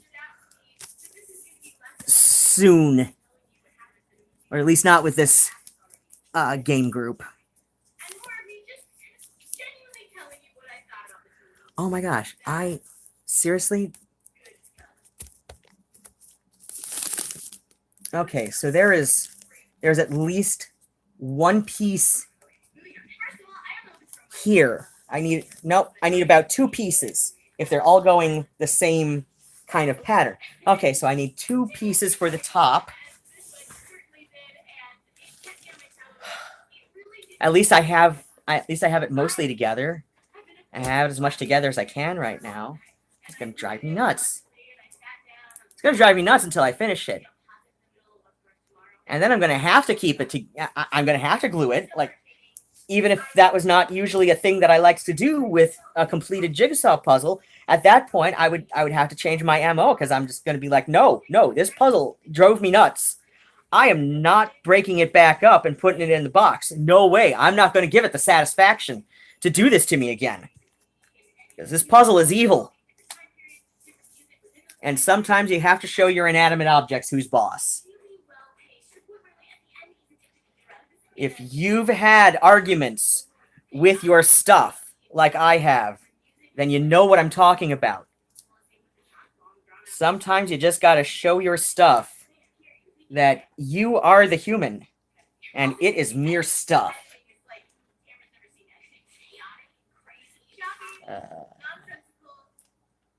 What kind of thing does this look like? Does it look like this goes on this side, or...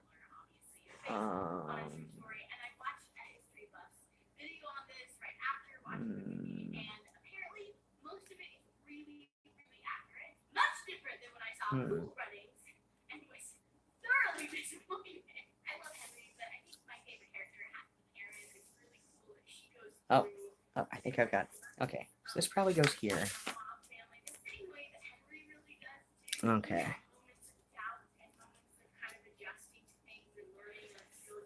And I know I'm not the only person here tonight in this area, because if you're weird enough to if you're weird enough to listen to me arguing with my stuff and talking about past arguments I've had with my stuff, then you're probably weird enough to have had at least one argument with your stuff before. Don't deny it. we're all good here. I won't judge you anyway. I can't speak for the other assholes in this stream right now.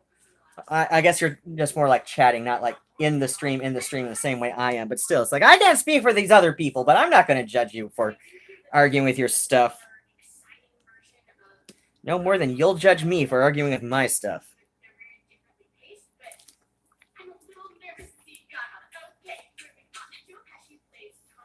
Okay.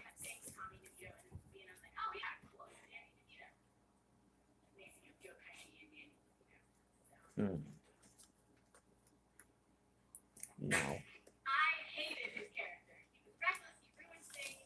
When he killed, I felt no remorse. Like, what about me is so funny?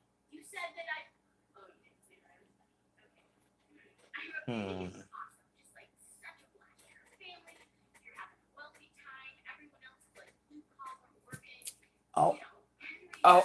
Wait. I think I figured one thing out. Hi. Oh my gosh. Phoebe, why'd you do that? She snuzzled me and made me drop a piece.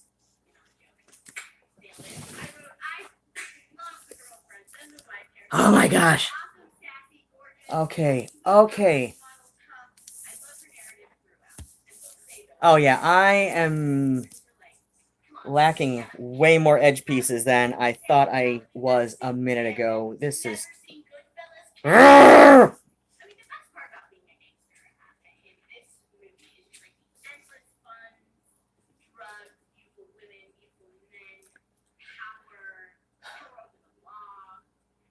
Okay, so this here...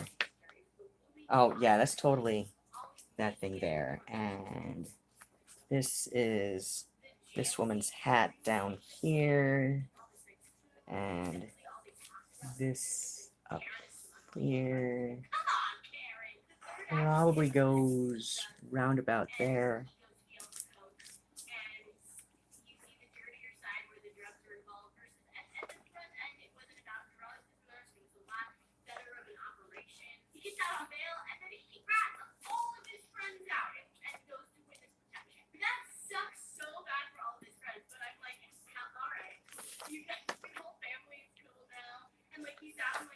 Okay.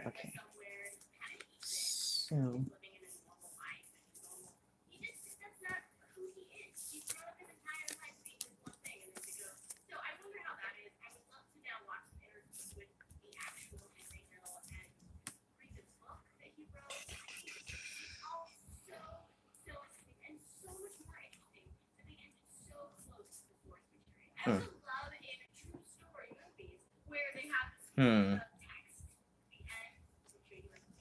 Oh, okay. I figured out this part. God damn it.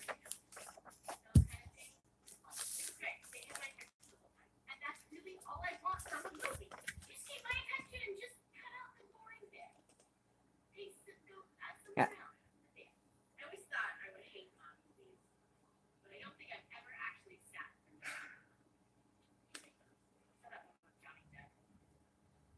Oh, wait. I think this part goes on this side. Yes. Okay, that makes sense now.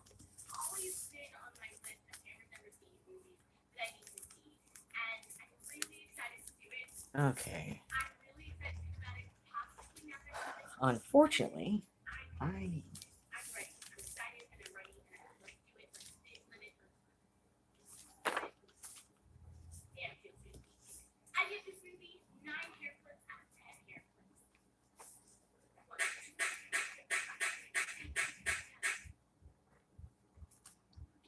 Oh, wait, no, I do have 4 corners. Okay, that's not as bad as it could have been. Okay, so I do have all the corner pieces. So it's not being that evil on me. Yet. Okay.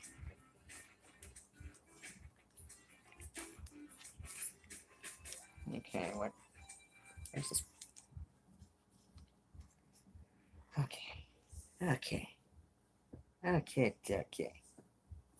Wait. Wait, is that this dude's hand? Or something?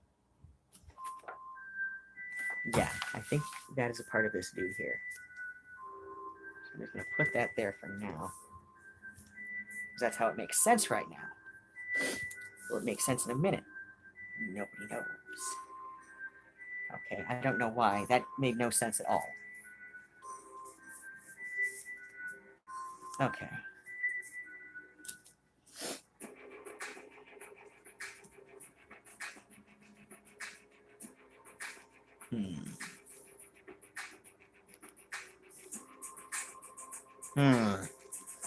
Okay, what the hell? What are you doing to me? Okay. So that goes there. And goes way up there. And this is a street. And this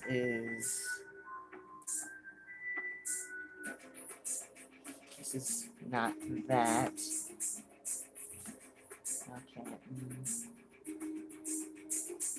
No, there's too much yellow on that side. Is this? No. Doesn't look like it could be anyway. Okay. So what does this piece do?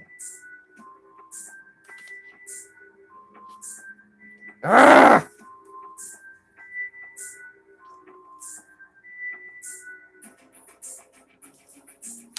Some of these pieces are pulling this shit where it looks like it should go in this one spot, but then I look to the reference picture and it doesn't make sense to put it in that spot because there's these other elements that clearly don't go there. Does this go there? Oh, I think it does go there. Okay. I mean, this is nowhere near all of the edge pieces. There's no way that would make any sense. Wait.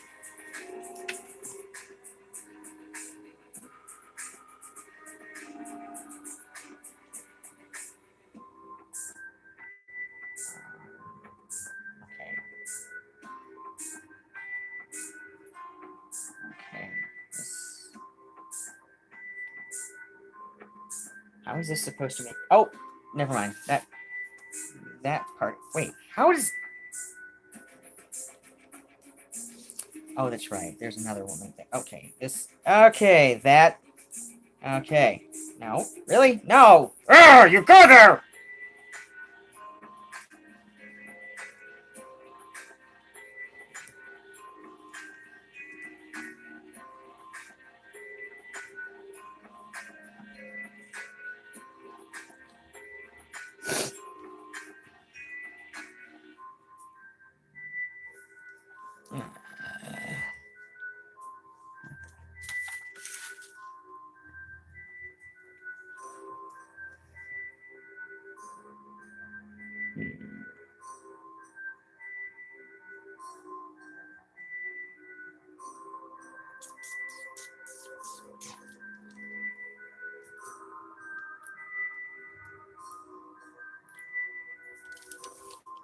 I'm absolutely serious. If I had never...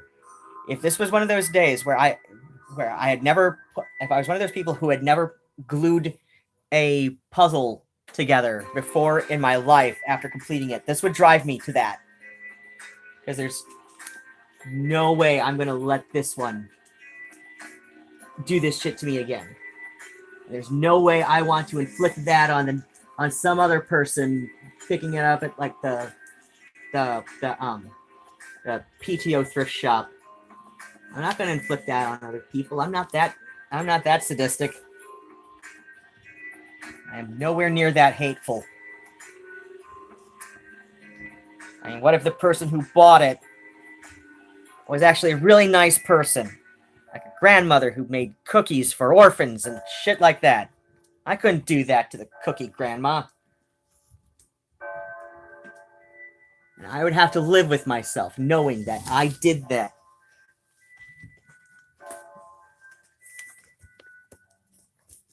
Hey.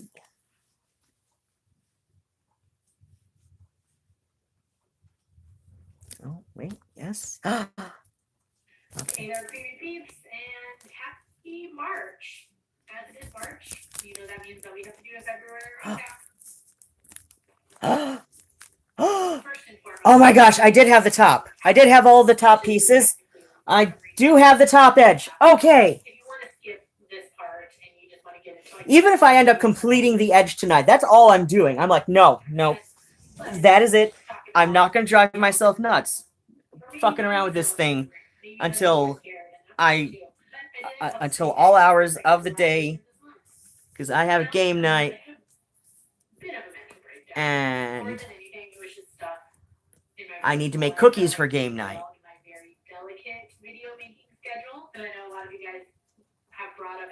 I mean, I don't have to make cookies for game night. It's not like anybody's assigned to cookie duty or anything. I don't know, about half the time. Well, it's because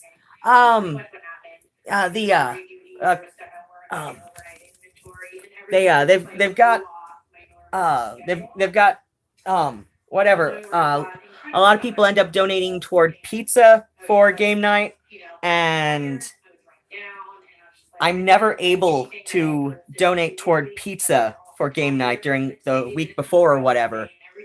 So every so often, I feel like, you know, like every other time I'm there, I bring some kind of snack to share, just because, well, I can't afford to donate toward pizza, but I can take however much money for cookie ingredients off of my my food assistance, and you know, or what I get from the food pantry and all of that, and I can, you know, make cookies or something.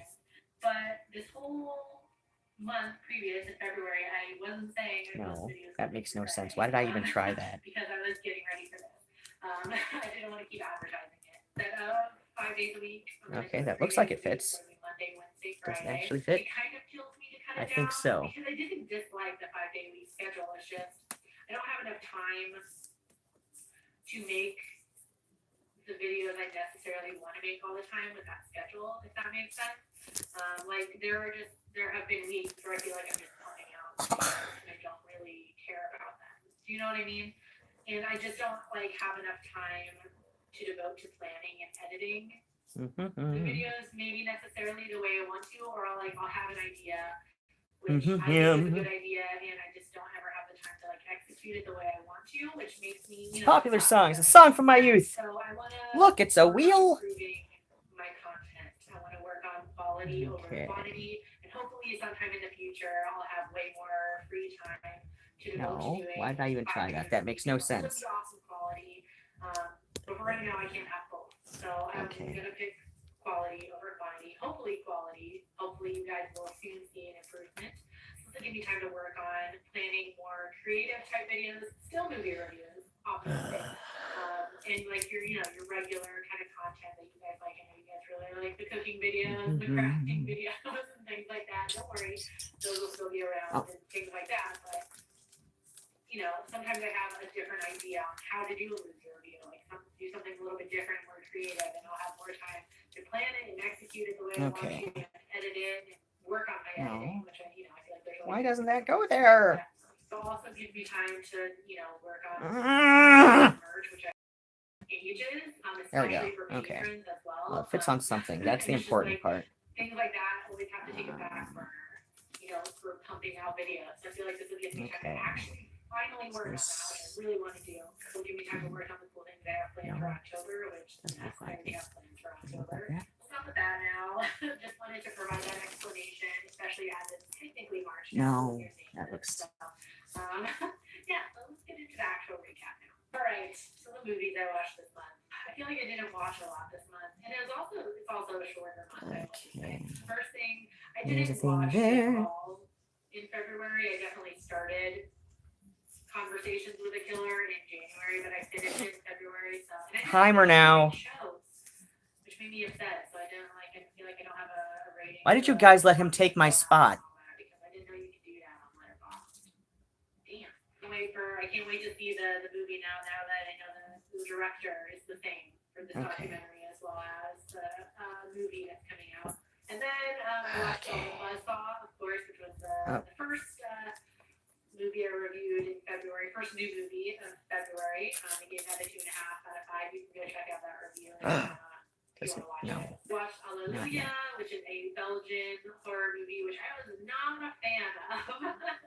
And you can tell in the video, I wasn't a fan of watching it, didn't really want to make a full review on it, but you know.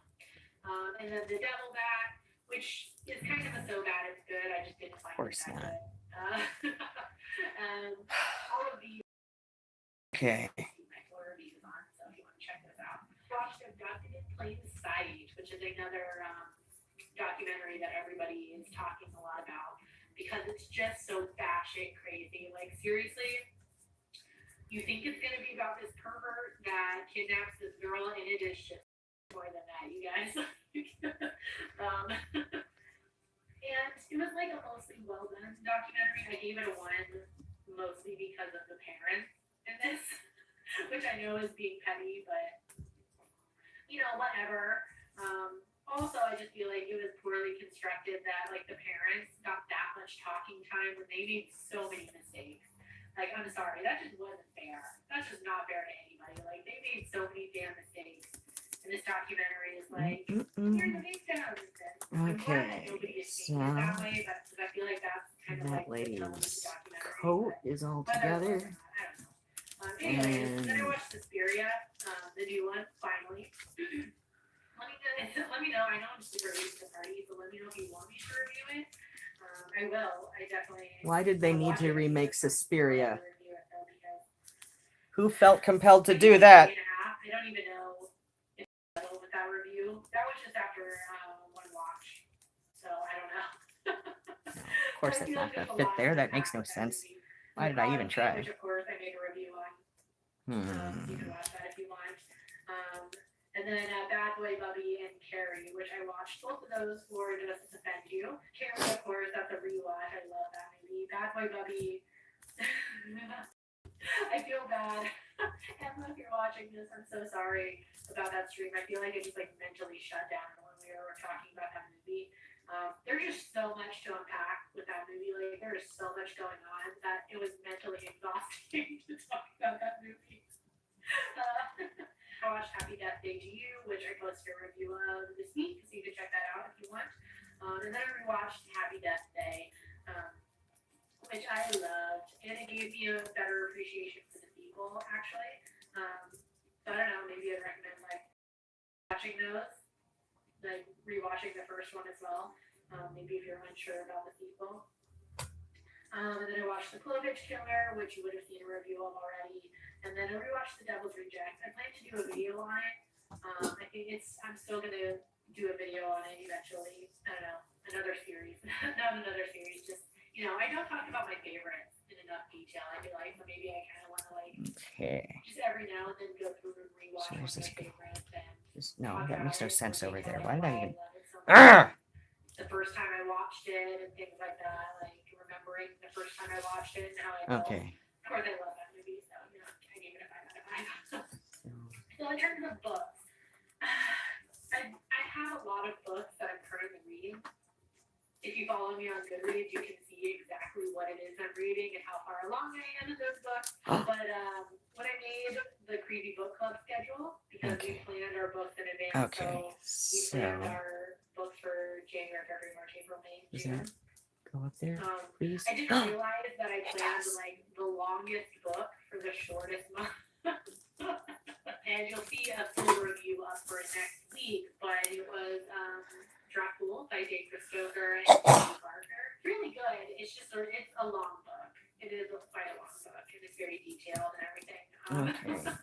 So I haven't finished anything else that I'm reading this month yet. I'm almost done with a lot of stuff. I had to finish this one, obviously, for Creepy Book Club. So this one took present. Finished this pretty much almost entirely during jury duty. I didn't start it when I went to jury duty, but I got a good chunk of it done when I was just sitting there waiting. Never got called, by the way, I'm just saying. Okay, that makes sense now. You can see my That's rating right now. not what I thought it was at first, but... And then obviously next week, there'll be a full Creepy Book Club review on it. Okay. So I'm currently reading a whole lot of other stuff, but I figured I would also time right now to tell you what the March Creepy Book Club book is, if you want to get your hands on it real quick and read it. It is Last Days by Adam Neville.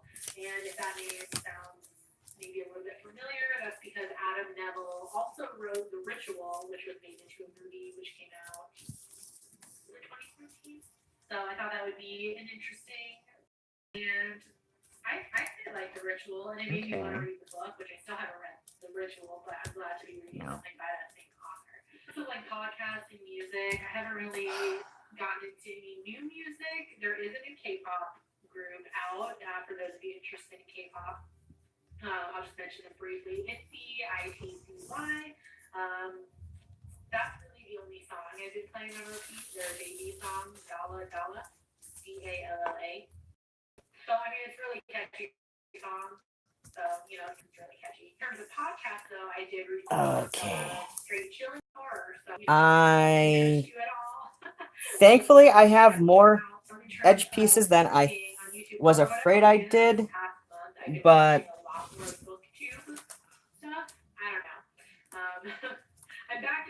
I have just enough loose pieces right now that I think I want to at least the border before I give this puzzle a break for the night.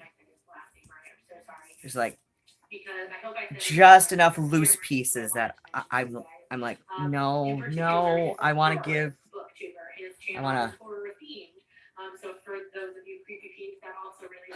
I don't want to put them back in the, and you should definitely check out his channel, which I will link in the description. And then, in case you missed it, if you want to watch me become mentally drained during the course of a live stream, I'll link episode 11 of Does This Offend You? Like I said, like I mentioned earlier, when me and relationships with the movie is Carrie and Bad Boy Bubby, and it's hopefully let me know what you think about the new schedule. Hopefully I haven't disappointed anybody. I know so many of you like to the 5-day week schedule, and that's partially why it kills me. To it'll all be for the good, I hope. So yeah. I do hope you enjoyed this video. If you did, please give it a thumbs up. Subscribe if you're new here and become a Creepy Peep today. I now post videos Monday. Next time, stay strange. Bye. This video is brought to you by all of these awesome Patreon supporters who are listed here on the screen. Thank you guys so much for your support. If you want to find out the perks to being a Creepy Patron Peep, you can follow that link that's in the description box. And if you want to check out more videos, you can click the video that's on the screen right here.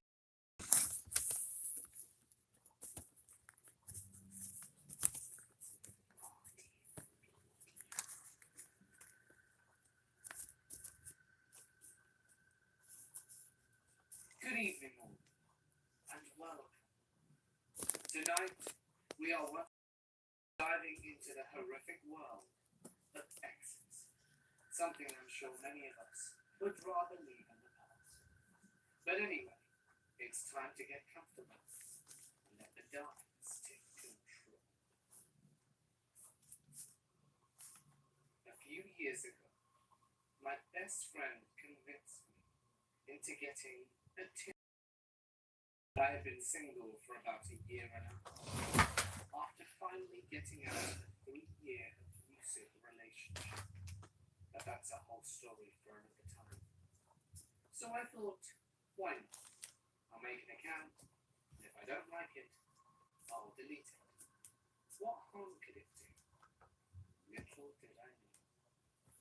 I was blown away with how many guys messaged me. I think we have a hard time admitting that it's a bit of a confidence booster. Anyway, I had been talking to this one guy that I found very attractive, and we seemed to have a lot in common. So, I finally agreed to meeting up with him, but only if it was in public. So after a little bit of back and forth, we agreed on him coming to my work during my lunch, and to just hang out for a little bit. Okay, I think I've got the border together, except for one fucking piece. When about 45 minutes later, I noticed this man. Do I want to go looking for that piece? He was wearing sunglasses. Just for the matter of completeness. Which already made him stand out since we were inside. But I ultimately I wasn't sure what to do. It seemed like he wanted to stay hidden from me. Do I call him out and say hi? I ended up just ignoring it. And just No, it's about 20 to 1. I need to have dinner. I need to make the cats their dinner. Oh my gosh, I said cats and dinner, and Murnau comes flying. Oh, this... That's right, this is 20 inches by 20 inches, so I can...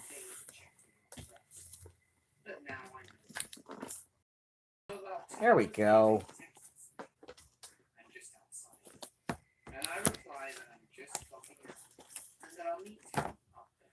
Okay, so that's it for this Wednesday stream for this week. I don't know. I might do some live stuff later this week, maybe. But let me just real quick.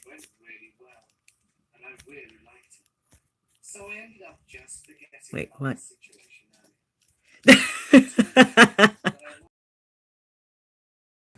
Probably. We both really liked the Jazz, the Salt Lake baseball team. So he ended up inviting me over to his house to watch the game. Okay, I'm getting low battery warnings on my phone, so I gotta log off anyway.